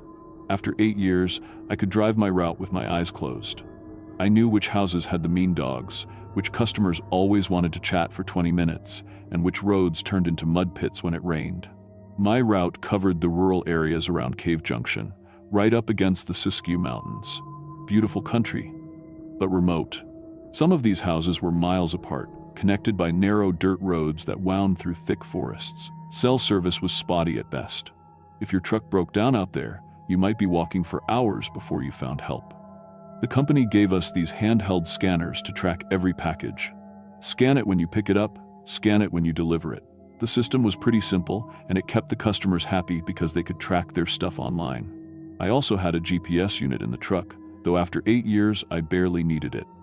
Radio for dispatch, though that didn't work great in the mountains either. Most of my customers were good people, retirees who moved out there for the peace and quiet, some folks who worked remotely and wanted to get away from the city, a few old-timers whose families had been in those mountains for generations. They were always happy to see me because I was sometimes the only person they'd talk to all week. It was early December when the problems started. I remember because the first snow had just fallen, making the roads even trickier than usual. I was making my normal rounds when I got to the Henderson place. Henderson, a nice retired couple who lived about 5 miles up Deer Creek Road. Mrs. Henderson came out to meet me like always, but this time she looked upset. "Tom, did you already deliver our package yesterday?" she asked. I checked my scanner. "No, ma'am, this is the first delivery I've had for you this week. What package?" She showed me the tracking number on her phone. According to the website, a package had been delivered to their house the day before at 2:30 p.m., but I knew I hadn't been there. Yesterday I'd finished my route early and was back at the depot by 2. "That's weird," I said, looking at my own records. "My scanner doesn't show any delivery here yesterday. Let me call this in." But when I tried to radio dispatch, all I got was static. Cell service was dead too, like usual up there. I told Mrs. Henderson I'd look into it when I got back to town. That afternoon, I drove back up Deer Creek Road to see if maybe I'd dropped the package at the wrong house. About a quarter mile past the Henderson place, I found something that made my stomach drop. Scattered across the road were pieces of torn cardboard and shredded brown paper, UPS packaging material. I stopped the truck and got out to look closer. The cardboard wasn't just torn, it was shredded. Long, deep gashes ran through the material, like something with very sharp claws had ripped it apart. But these weren't bear claws. I'd seen plenty of bear damage over the years. Bears tore things apart, sure, but this was different. These cuts were too clean, too precise, and they were long, maybe 4 or 5 inches. Following the trail of debris, I found more torn packaging scattered into the trees. Some pieces were hanging from branches 20 feet off the ground. Whatever did this was strong enough to throw boxes that high and smart enough to climb. I gathered up what pieces I could find and brought them back to the depot. My supervisor, Dave, took one look at the shredded cardboard and shook his head. "Probably bears," he said. "Happens sometimes. They smell food in the packages and tear them apart looking for it." "Dave, I've seen bear damage. This isn't bears." He gave me that look. Supervisors give drivers when they think we're making excuses. "What else would it be, Tom? File a report with the customers for damaged goods and move on." But over the next 2 weeks, it kept happening. The Johnsons reported a package delivered that never made it to their door. The Mitchells found torn packaging in their woods with long claw marks. Always the same pattern, packages that showed as delivered in the system, but the customers never got them. And always that strange, precise damage to the packaging. I started paying closer attention to my deliveries in that area. That's when I noticed I wasn't the only one acting strange. The forest was too quiet. Usually those mountains were full of wildlife. Deer, squirrels, birds, but lately, the woods felt empty. Even the dogs in the area seemed spooked. They'd bark at shadows and refuse to go outside after dark. The customers started asking me if I'd seen anything unusual.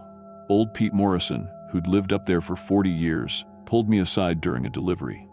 "Tom, you been noticing anything strange in these woods lately?" "Like what, Pete?" "Something's got all the animals scared.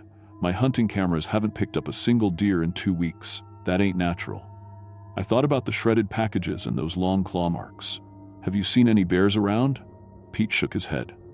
"Bears are hibernating by now. Besides, whatever's out there, it ain't no bear.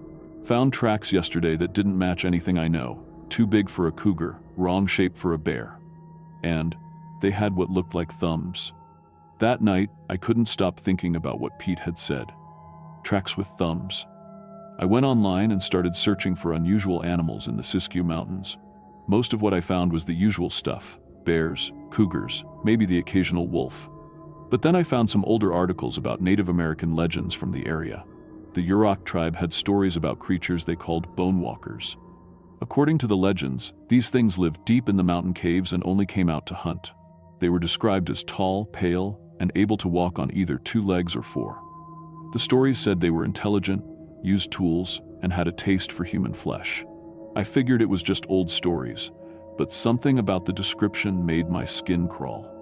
Especially the part about them being intelligent and using tools. The next week, I decided to set up my own trail camera near one of the problem areas. I had a decent hunting camera at home that I used during deer season. If something was stealing packages, maybe I could catch it on film. I mounted the camera on a tree about 50 yards from where I'd found the most torn packaging. The spot had a good view of the road and the edge of the forest. If anything came out to mess with deliveries, the camera would see it. 3 days later, I went back to check the SD card. What I saw in that footage still gives me nightmares. The timestamp showed 2:47 a.m. At first, everything looked normal, just the empty road and dark trees.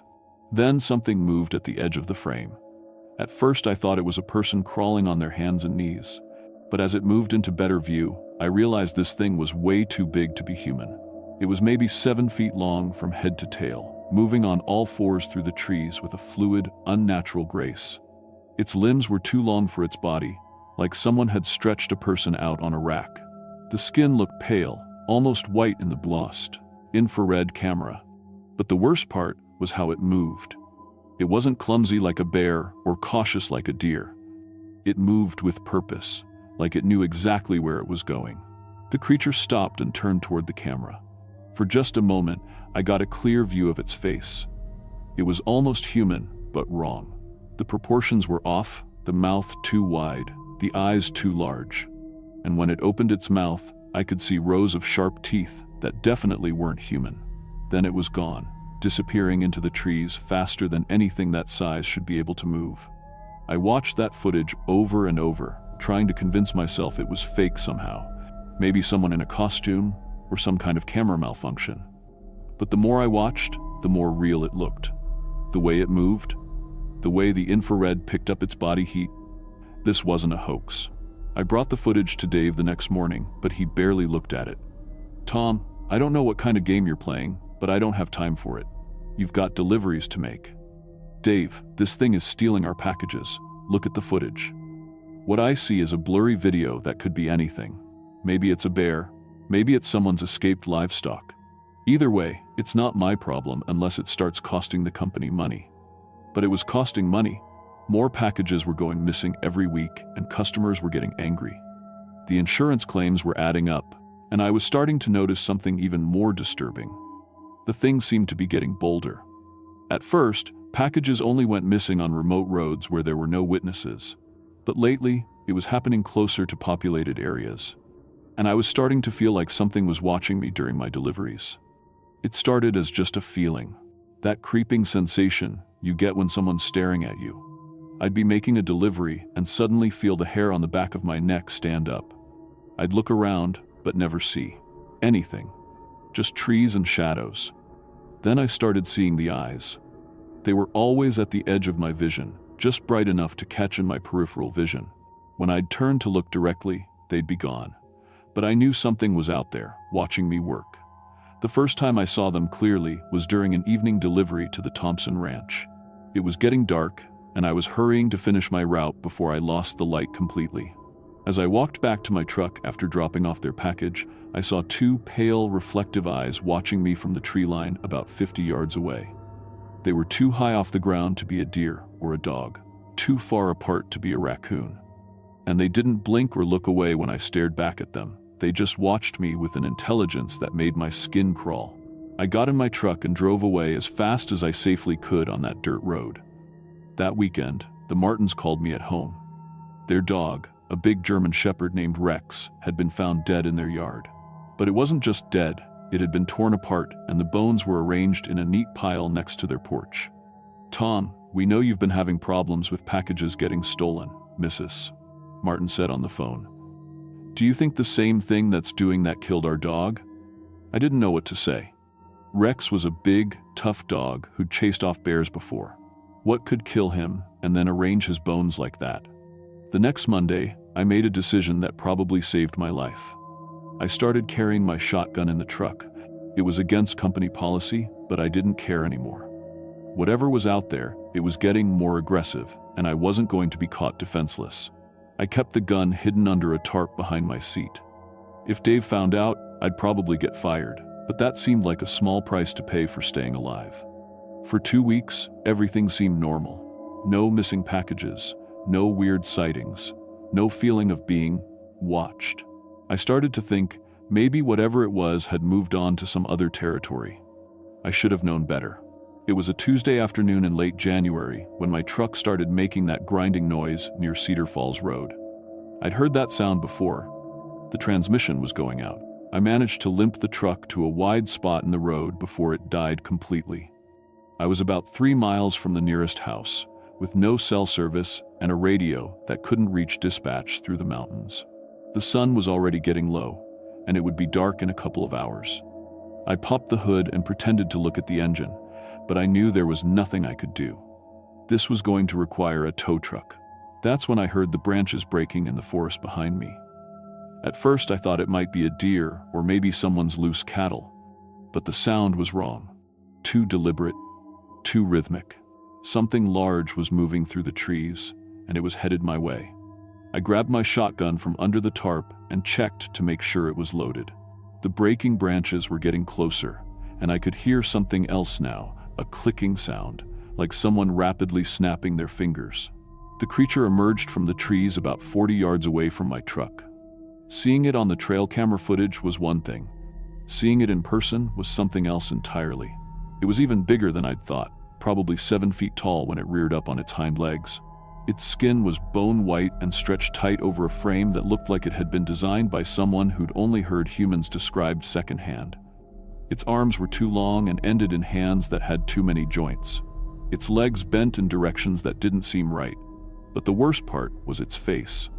It was almost human, but the jaw unhinged like a snake's, revealing rows of sharp, yellowed teeth. And it was smart. I could see it in those pale eyes as it looked at my broken-down truck, then at me, then back at the truck. It was figuring out the situation, planning its next move. The creature started circling my truck, staying just out of range of my shotgun. It moved with that same fluid grace I'd seen in the camera footage, but now I could hear the clicking sounds it made. They weren't random, there was a pattern to them, almost like it was talking to itself. I stayed by the driver's door, keeping the truck between me and the creature as much as possible. But it was smart enough to know what I was doing. Every time I moved, it adjusted its position to cut off my escape routes. Then it did something that made my blood run cold.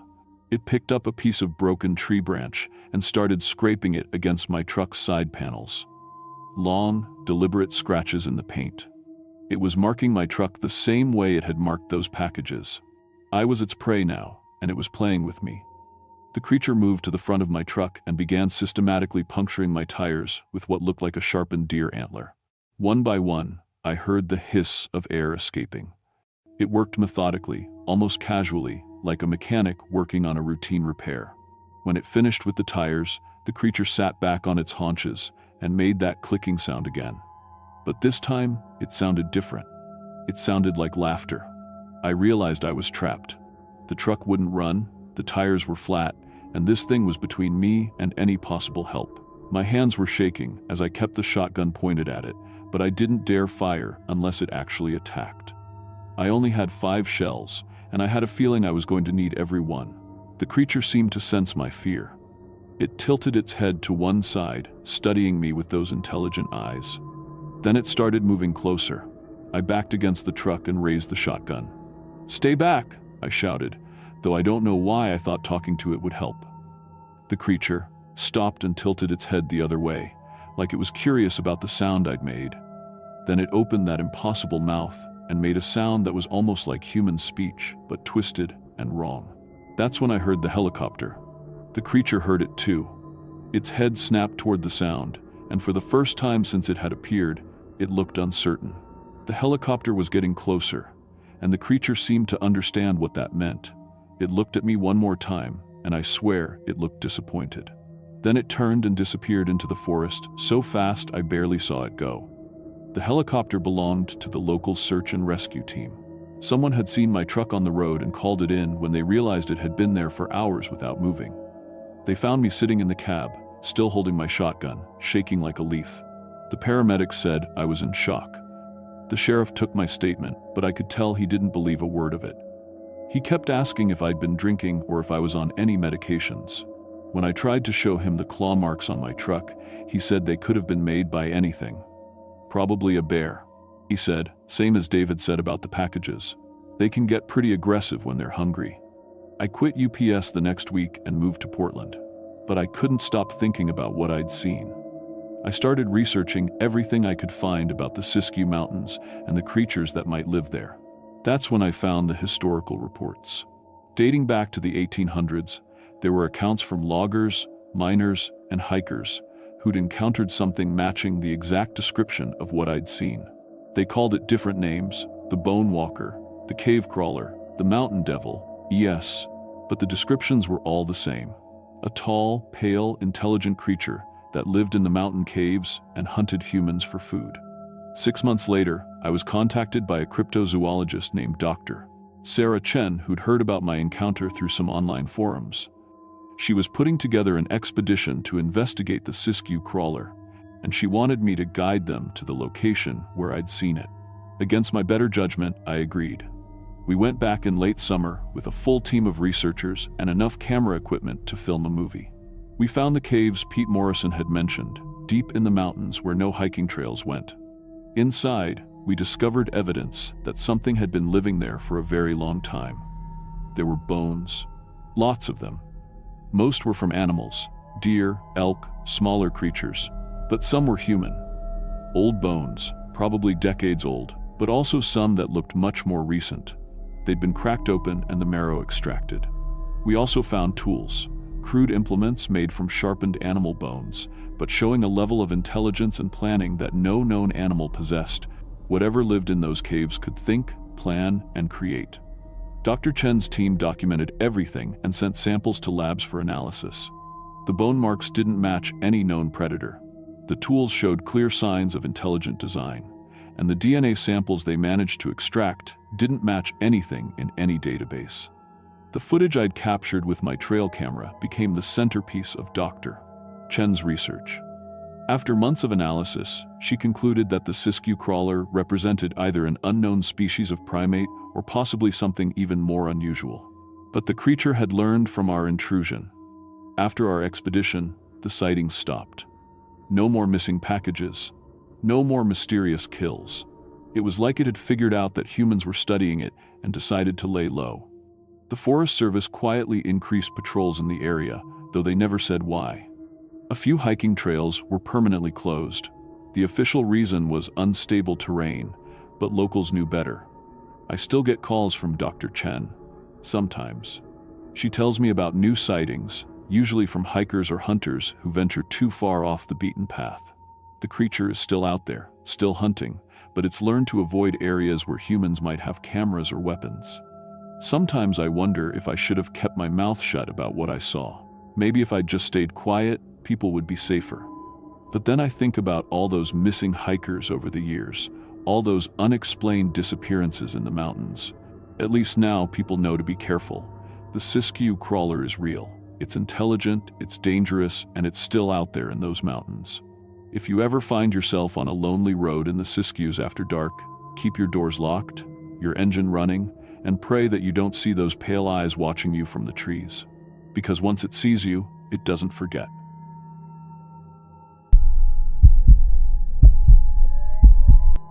My name is Jake Morrison, and I've been a forest ranger for the Oregon Parks and Recreation Department for 12 years. I started right out of college with a degree in forestry management and wilderness safety. I've handled everything from search and rescue operations to wildfire evacuations, bear encounters to lost hikers who thought they could tackle the Columbia River Gorge with nothing but a water bottle and flip-flops. I thought I'd seen it all in these woods. But what happened last summer around Echo, Oregon changed everything I thought I knew about time, sound, and the very nature of reality itself. Some places in the forest don't just echo your voice back to you, they echo your entire life. Echo sits right in the heart of the Columbia River Gorge, about 40 miles east of Portland. It's a tiny town, barely 700 people, surrounded by thousands of acres of dense forest and ancient volcanic rock formations. The area gets its name from the incredible acoustics. Sounds bounce off the canyon walls and rock faces in ways that can make you think someone's calling your name from miles away. At least, that's what we always told people. My patrol sector covers roughly 15,000 acres of the most remote wilderness in the gorge. I'm responsible for monitoring the hiking trails, checking camping permits, and making sure people don't get themselves killed trying to take selfies on cliff edges. I work alone most days, just me and my truck, my radio, and enough gear to handle whatever the forest throws at me. My base radio has a range of about 20 miles on a good day, less when the weather's bad or if I'm down in one of the deeper valleys. The truck is a 2019 Ford F-250 with a heavy-duty suspension system and all-terrain tires. The back is loaded with rescue equipment, first aid supplies, climbing gear, and enough food and water for 3 days in case I get stuck somewhere. I've got a handheld GPS unit, a satellite phone for emergencies, and a digital voice, the recorder that I use for incident reports and trail condition updates. On July 15th, I got my first weird call about the echoes. A family of 4 had been hiking the Eagle Creek Trail when they heard what sounded like their 8-year-old daughter calling for help from somewhere deep in the woods. The problem was, their daughter was right there with them the whole time. They were spooked enough to hike back to the parking lot and call our emergency line. I drove out there that afternoon to check things out. Eagle Creek Trail is one of our most popular hikes. It's got waterfalls, swimming holes, and usually enough foot traffic that people feel safe. But this family had been alone on the trail, at least 2 miles from the nearest other hikers. I walked the same section they described, calling out and listening to the echoes bounce back from the canyon walls. Everything seemed normal at first. My voice would echo back in about 2 seconds, which is exactly what you'd expect with rock walls that far apart. But then I noticed something odd. When I called out, "Hello," the echo that came back sounded like, "Help me." I stopped walking and tried it again. This time I shouted, "Testing, testing." The echo returned as, "Testing, testing, don't go deeper." My skin went cold. I've been in these woods for over a decade, and I know every trick sound can play in a canyon. Wind, temperature changes, atmospheric pressure. They can all distort echoes, but they can't make echoes say completely different words. I pulled out my digital recorder and documented what I was hearing. When I played it back later, the recording captured my original words clearly, but the echoes were faint and distorted. You could barely make out that there was an echo at all, let alone what it was saying. Over the next week, I got 3 more similar reports. A couple on the Multnomah Falls Trail heard their own voices calling their names from a direction they'd never walked. A solo hiker on the Oneonta Gorge Trail heard himself shouting warnings about a rock slide, 15 minutes before actual rocks started falling from the cliff face above. That last one really got my attention. I hiked out to Oneonta Gorge to investigate and found fresh rockfall debris exactly where the hiker said his echo had warned him about danger. The rocks were still sharp-edged and dusty, definitely from a recent slide. But according to our geological surveys, that section of cliff had been stable for years. I started spending more time in the areas where people reported the strange echoes. I mapped out the locations on my GPS and noticed they all fell within a roughly circular area about 5 miles in diameter. The center of the circle was an old-growth section of forest that most hikers never visit because there's no maintained trail. On July 28th, I decided to hike into that central area alone. I loaded my pack with extra batteries for my recorder, my GPS unit, and enough gear for an overnight stay if needed. I also brought my climbing equipment in case I needed to access some of the more remote rock formations. The hike in took about 3 hours through thick underbrush and fallen logs. The forest felt different in there, older somehow. The trees were massive Douglas firs and western hemlocks, some of them easily 300 years old. The canopy was so thick that even at midday, it felt like twilight on the forest floor. About 2 miles in, I found the source. There was a clearing maybe 50 yards across, surrounded by jagged black rock formations that jutted up from the ground like broken teeth. The rocks were volcanic basalt, formed millions of years ago when this whole area was shaped by lava flows and geological upheaval. But these formations were different from anything I'd seen before. They were arranged in almost perfect circles, with natural archways and tunnels that seemed to go deep underground. I called out, "Hello," and listened to the echo. It came back normal at first, just a simple bounce off the rock walls. But then, about 30 seconds later, I heard my own voice call back, "Jake." I hadn't said my name. I tried it again, this time saying, "This is Jake Morrison, Oregon Parks and Recreation." The immediate echo was normal, but 30 seconds later, I heard my own voice say, "Don't trust the time loops, Jake. Check coordinates 45.6527 north, 121.9348 west." I frantically wrote down the coordinates and plugged them into my GPS. They pointed to a location about half a mile south of where I was standing. That's when my radio crackled to life. "Jake, this is Base. We've got a missing hiker report. Last seen on Eagle Creek Trail yesterday around 1,600 hours." I keyed my radio. "Base, this is Jake. I'm investigating some acoustic anomalies in Sector 7. What's the description on the missing hiker?" 23-year-old female, red backpack, hiking alone. Name's Sarah Chen. Family says she's an experienced hiker, but she never checked in last night. I felt my stomach drop. "Base, I'm going to check those coordinates I just sent you." "Jake, you didn't send any coordinates." I looked at my radio. I hadn't transmitted coordinates to Base, but somehow I knew exactly where to find Sarah Chen. The coordinates led me to another rock formation about half a mile away. This one was smaller, just a single natural archway about 8 feet tall. As I approached, I could hear someone calling for help. A woman's voice, definitely distressed. "Hello," I shouted. "Sarah, if you can hear me, I'm Jake Morrison with Oregon Parks. I'm here to help." The voice calling for help stopped. Then I heard my own voice echo back. "She's been here for 3 days, but she thinks it's only been 3 hours." I walked through the archway and found Sarah Chen sitting on a fallen log, looking confused but unharmed. She was wearing a red backpack and had plenty of water and food with her. When she saw me, she seemed relieved but not panicked. "Oh, thank God," she said. "I've been lost for a few hours. My GPS just keeps spinning around and showing different locations." "Sarah, what day do you think it is?" Tuesday, July 27th. I started hiking around 2 p.m. I checked my watch. It was Wednesday, July 28th, almost 4 p.m. She'd been missing for over 25 hours, but she genuinely believed she'd only been lost for a few hours. How do you feel? Are you hungry? Thirsty? She thought about it. Actually, I'm not really hungry at all. I ate my lunch a while ago, but I still feel full. I helped her back to the main trail, and we hiked out together. The whole way, she kept insisting that she'd only been lost for a few hours. When we got back to my truck and I showed her the date and time on my radio, she went pale. "That's impossible," she whispered. "I remember everything. I was only lost for a few hours." Over the next few weeks, I kept going back to that central area. I started bringing more sophisticated recording equipment and even convinced a geology professor from Portland State University to come out and take some rock samples. Dr. Elena Vasquez was initially skeptical, but when she heard the delayed echoes herself, she became fascinated. "These basalt formations contain unusual mineral deposits," she explained after analyzing the samples. "High concentrations of magnetite and quartz, arranged in crystalline structures that could theoretically create acoustic resonance chambers.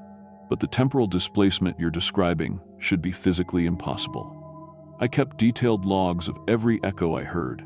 Some of them were warnings about future events, weather changes, equipment failures, even stock market fluctuations that turned out to be accurate.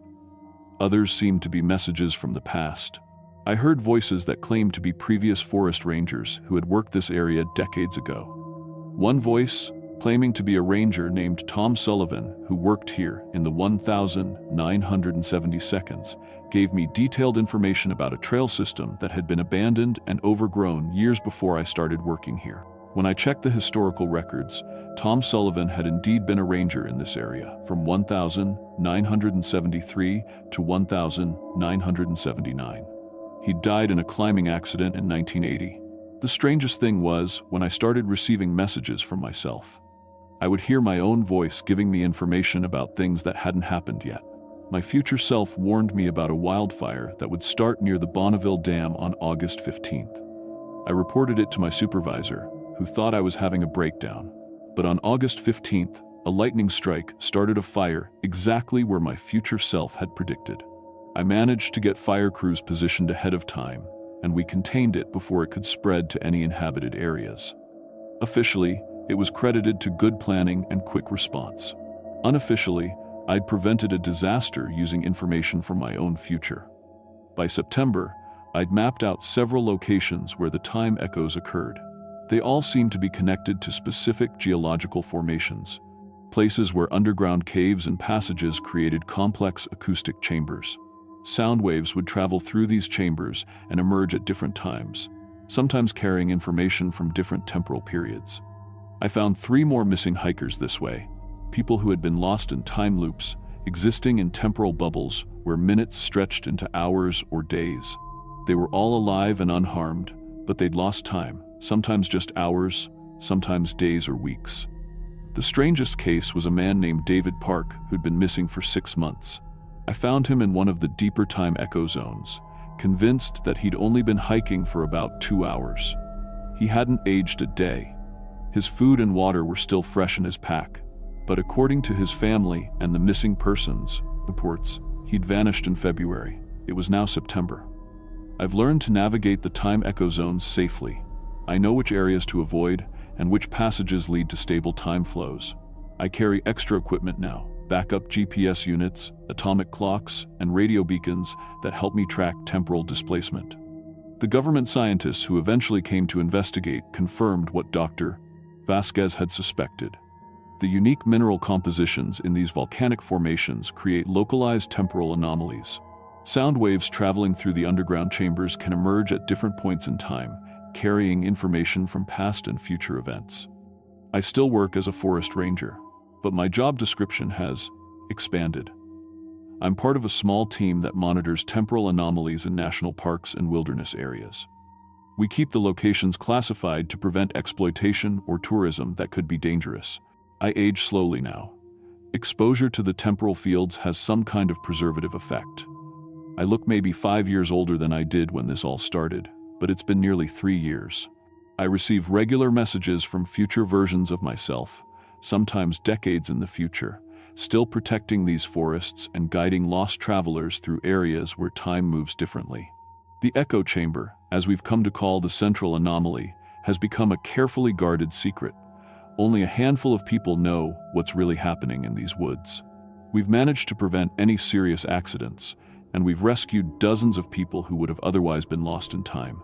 Sometimes, late at night when I'm alone in the forest, I can hear all the echoes at once, past, present, and future voices layering over each other like a temporal symphony. My own voice among them, warning and guiding and protecting, stretched across decades of time. I've become unstuck in time, but I've learned to use that condition to help others. The forest still calls to me, but now it's calling from every moment that ever was or ever will be. And I answer, because someone has to guard the places where time itself can get lost in the echo. If you're ever hiking in the Columbia River Gorge and you hear your own voice calling from somewhere you've never been, don't follow it. Mark the location on your GPS and report it to the ranger station. Some echoes are meant to warn you away from danger, not lead you toward it. But if you do get lost, listen carefully to the voices in the rocks. One of them might be mine, trying to guide you safely home through the spaces between seconds, where lost time waits to be found.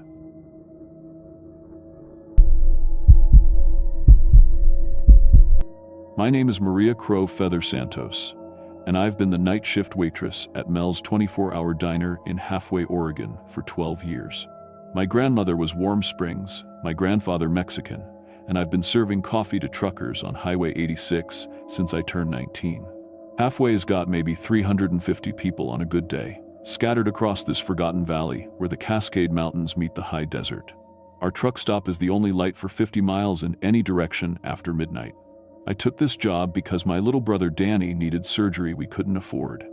And truckers tip good if you remember how they like their coffee and don't judge them for the pills that keep them awake. What I didn't expect was to become the keeper of the deadliest secret in Eastern Oregon. What happened here isn't just some campfire story. It's documented fact, buried in police reports and coroner files that nobody wants to talk about. The thing that hunts Highway 86 has killed 17 people in the last 70 years, and until 3 months ago, I was helping it choose its victims. I grew up hearing my grandmother's stories about the old burial grounds, but I thought they were just tales to scare kids away from the highway at night. Grandmother Elena would hold my hands in her kitchen and tell me about the Roadrunner, a spirit that protected our ancestors' bones from those who showed no respect. She said the white men who built the highway in 1952 moved over 300 graves in 2 weeks, dumping the remains in unmarked holes 5 miles north without ceremony or prayer. That spirit remembers every bone they scattered, she'd whisper. Every prayer they didn't say, and it's still angry, mija. Still protecting what's left. I dismissed it as reservation superstition until I started working nights at Mel's. The diner sits exactly where the old ceremonial grounds used to be, right at the spot where Highway 86 cuts through the heart of our ancestors' resting place. Every night for 12 years, I've been serving coffee on desecrated soil, and I didn't understand why the coffee always tasted like grave dirt until it was almost too late. The first sign something was hunting came in early June. Our regular customers, the logging trucks, the long haulers, the midnight freight runs, started disappearing. Routes that used to bring 30 trucks a night were down to maybe 5. When I asked Tommy Clearwater, who hauls timber for the Warm Springs mill, he just shook his head and said, "Something's wrong with that stretch of road, Maria. The old-timers are taking the mountain routes now. The mountain routes add 3 hours and burn twice the fuel. No trucker makes that choice unless they're scared." Then I started noticing how the drivers who did stop were acting. They'd order food to go instead of sitting down. They'd keep checking their phones, asking about sunrise times, looking over their shoulders toward the dark highway. Big men with 20 years of night driving experience were acting like children afraid of the dark. The night everything changed was June 23rd, a new moon. I was alone in the diner. Our other night girl, Cheryl, had quit without notice after working just one shift. Around 11:30, I heard the rumble of a familiar Peterbilt pulling into our lot. Bill Martinez climbed out of his cab moving like an old man, even though he was only 55. Bill had been running this route for 23 years. He knew every mile marker, every truck stop, every speed trap between here and Sacramento. But that night, his hands were shaking as he walked through the door. "Maria," he said, sliding into booth 7 by the window, "I need to ask you something, and I need you to tell me the truth. Have you seen anything unusual on Highway 86 lately?" I poured his usual black coffee and sat down across from him. "What kind of unusual, Bill?" He stared out at the empty highway for a long moment. "There's something out there," he said finally. "Something that follows headlights after midnight." The way he said it made my skin crawl. This wasn't trucker bravado or ghost story entertainment. Bill was genuinely terrified. "Tell me what you saw," I said. He described a tall, impossibly thin figure that could run alongside semi-trucks at highway speeds. "First time I saw it, I thought it was a reflection, or maybe another truck's lights playing tricks," he said. "But then I got a good look in my side mirror." Bill's voice dropped to a whisper. "It was keeping pace with me at 70 miles per hour, Maria. Running like it was jogging in the park. But the way it moved, like its joints were put together wrong. Like someone was puppeting a corpse." He told me the thing never seemed to get tired. It would run alongside trucks for miles, staring at the driver through the side windows with eyes that reflected like an animal's. "3 times I've seen it now," Bill said. "Each time, it gets a little closer to my cab." I wanted to dismiss it as road fatigue or stress hallucinations, but something in Bill's voice stopped me. Plus, my grandmother's warnings were echoing in my head. The roadrunner spirit, the disturbed graves, the anger that never dies. "Have you told anyone else about this?" I asked. "Tried to," Bill said. "Posted about it on the trucker forums, but the moderators deleted it. Said it was unsubstantiated rumors that could cause dangerous route changes. But I'm not the only one seeing it, Maria. Check the accident reports from the last 2 months. Trucks going off the road between here and mile marker 47, single vehicle accidents with no explanation." That hit me like a punch to the stomach. I'd heard about those accidents on the scanner we keep behind the counter. 4 trucks in 8 weeks, all on the same stretch of highway, all between midnight and 4 a.m. The drivers who survived couldn't explain what happened. The ones who didn't. To survive, well, dead men tell no tales. 2 nights later, I saw it myself. I was cleaning the coffee machine around 1:45 a.m. when I heard the distinctive whine of a Kenworth's turbo diesel approaching from the east. The truck's headlights swept across our parking lot as it passed, heading west toward the mountain pass at what looked like normal highway speed. That's when I noticed the shadow running alongside it. At first, my brain tried to make sense of it. Maybe a reflection, maybe debris blowing in the wind.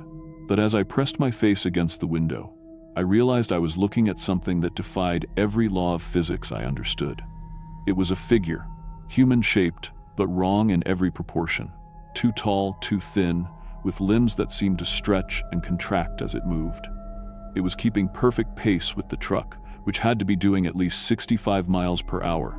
Not running like a human runs, but flowing like water, like something that had never learned the limitations of bone and muscle. I watched it follow the truck's taillights around the bend and disappear into the darkness. My hands were shaking so badly, I could barely hold my coffee cup. I called my manager Pete the next morning and tried to explain what I'd seen. He laughed it off, said mountain roads and night shifts play tricks on your mind. "Don't let the truckers spook you with their stories, Maria," he said. "These old highways have been generating ghost tales since they were built." But over the next week, the reports kept coming. Jake Morrison, who hauls auto parts up from Portland, said the thing had tried to climb onto his trailer while he was doing 70. "I could hear it up there," he told me, his voice hoarse from chain smoking. "Scratching at the metal like it was trying to claw through to the cargo." Sarah Chen, one of the few female drivers on this route, described waking up from a microsleep to find the thing running next to her passenger window. "It was looking at me," she said. "Not just looking, studying me. Like it was deciding something." I started keeping a detailed log of every sighting, every strange report, every unexplained accident. The pattern became clear within days. The encounters only happened on moonless nights, and the thing seemed drawn to the largest, loudest trucks on the highway. It showed particular interest in vehicles carrying heavy loads, timber trucks, freight haulers, anything that made a lot of noise and vibration. My grandmother had always said the spirits could feel the disturbance in the earth. Maybe this thing was drawn to vehicles that shook the ground where our ancestors' bones were scattered. That's when I made a decision that probably saved lives but definitely cost me my peace of mind. I started warning certain drivers. Not directly. I couldn't risk Pete firing me for spreading panic, but subtly. I'd mention that the road conditions were unstable on moonless nights, or suggest they might want to wait until dawn to make their run through the mountains.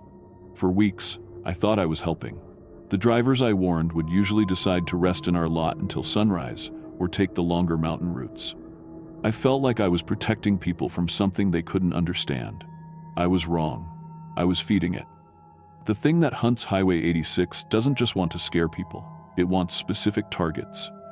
Drivers who show disrespect to the sacred land they're crossing. By warning the respectful drivers, the ones who listen to local advice and heeded caution, I was filtering out everyone except the arrogant ones. The speeders, the litterers, the ones who blasted their horns at 2 a.m. because they thought the mountains belonged to them. I was helping it choose its victims. The night I realized this was July 15th, another new moon. A red Mustang came screaming down Highway 86 around 2:20 a.m., engine roaring like a wounded animal. I could hear it coming, from miles away.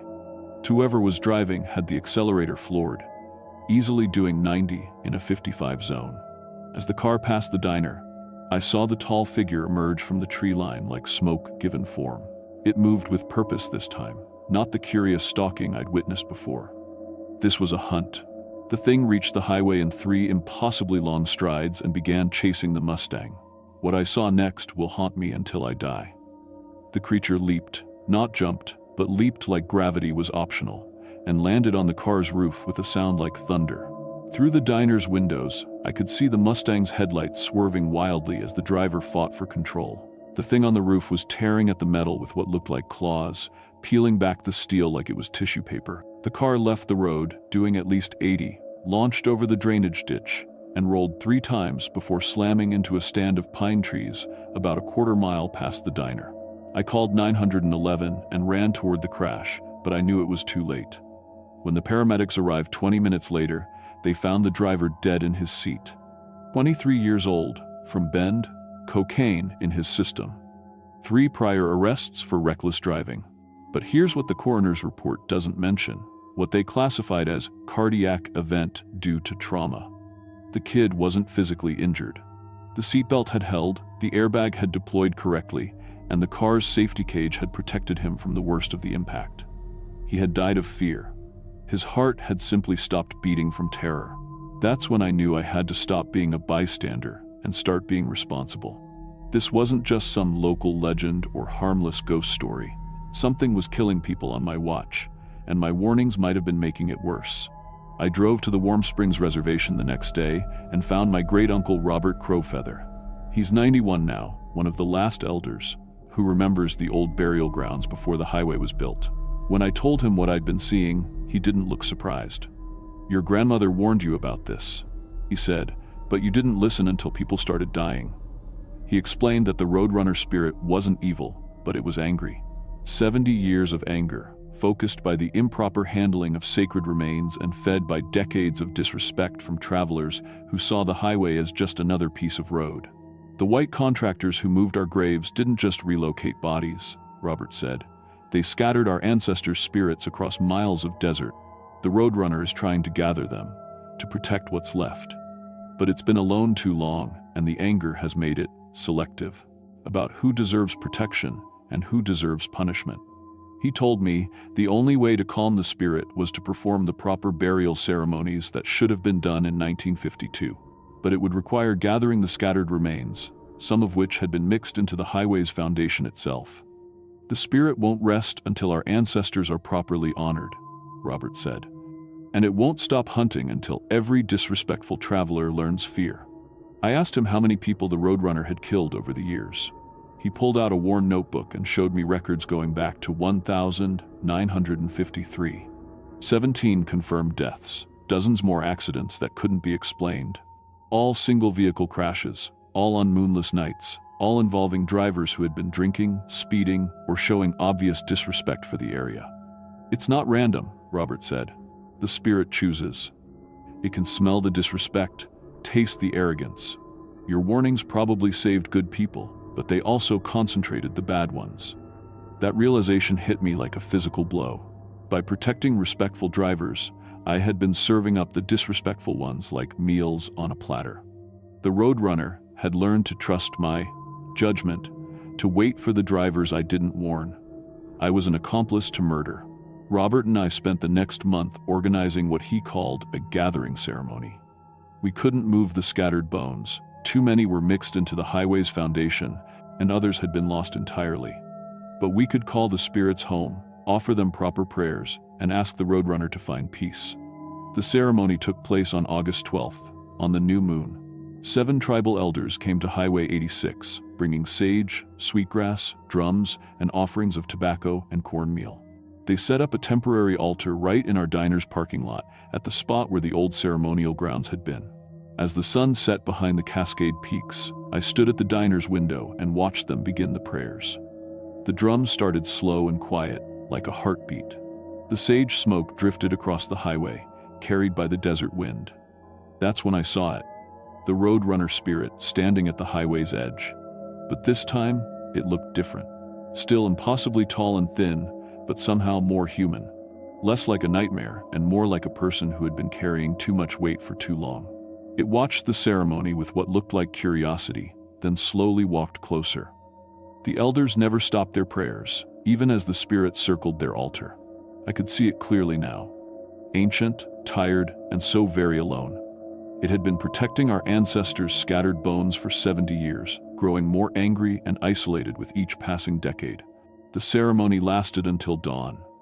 As the first rays of sunlight touched the mountains, the Roadrunner's spirit looked directly at me through the diner window. For just a moment, I saw not a monster, but a guardian who had been carrying an impossible burden. Then it faded into the morning light. The attacks stopped that day. Not completely. Drivers who speed through the area or dump trash still report being followed. But the deadly encounters ended. The spirit still watches Highway 86, but now it seems more interested in warning than punishing. I'm still working at Mel's Diner, but my role has changed completely. The Tribal Council worked with the state to install educational signs along Highway 86, explaining the cultural significance of the area and asking travelers to drive respectfully through sacred land. Our diner has become an unofficial information center, with displays about local tribal history and the importance of respecting Native American burial sites. Most drivers appreciate the education. The smart ones slow down, observe the speed limit, and treat the area with appropriate reverence. But every few months, someone decides the rules don't apply to them. Those are the ones who still get followed. The difference is that now I know the Roadrunner isn't just hunting randomly. It's protecting something precious. The memory of our ancestors and the sanctity of sacred ground that was desecrated in the name of progress. I keep detailed records of every sighting for researchers who study highway folklore and unexplained phenomena. But more importantly, I've learned that some monsters exist for necessary reasons. The Roadrunner spirit isn't evil. It's a guardian that was created by injustice and sustained by disrespect. The next time you're driving through remote areas where old highways cut through land with long histories, remember that not all the dangers are natural ones. Some roads carry the weight of old crimes, old angers, old responsibilities that someone has to bear. And if you ever find yourself on Highway 86 near Halfway, Oregon, especially on a moonless night, remember that you're driving through a cemetery.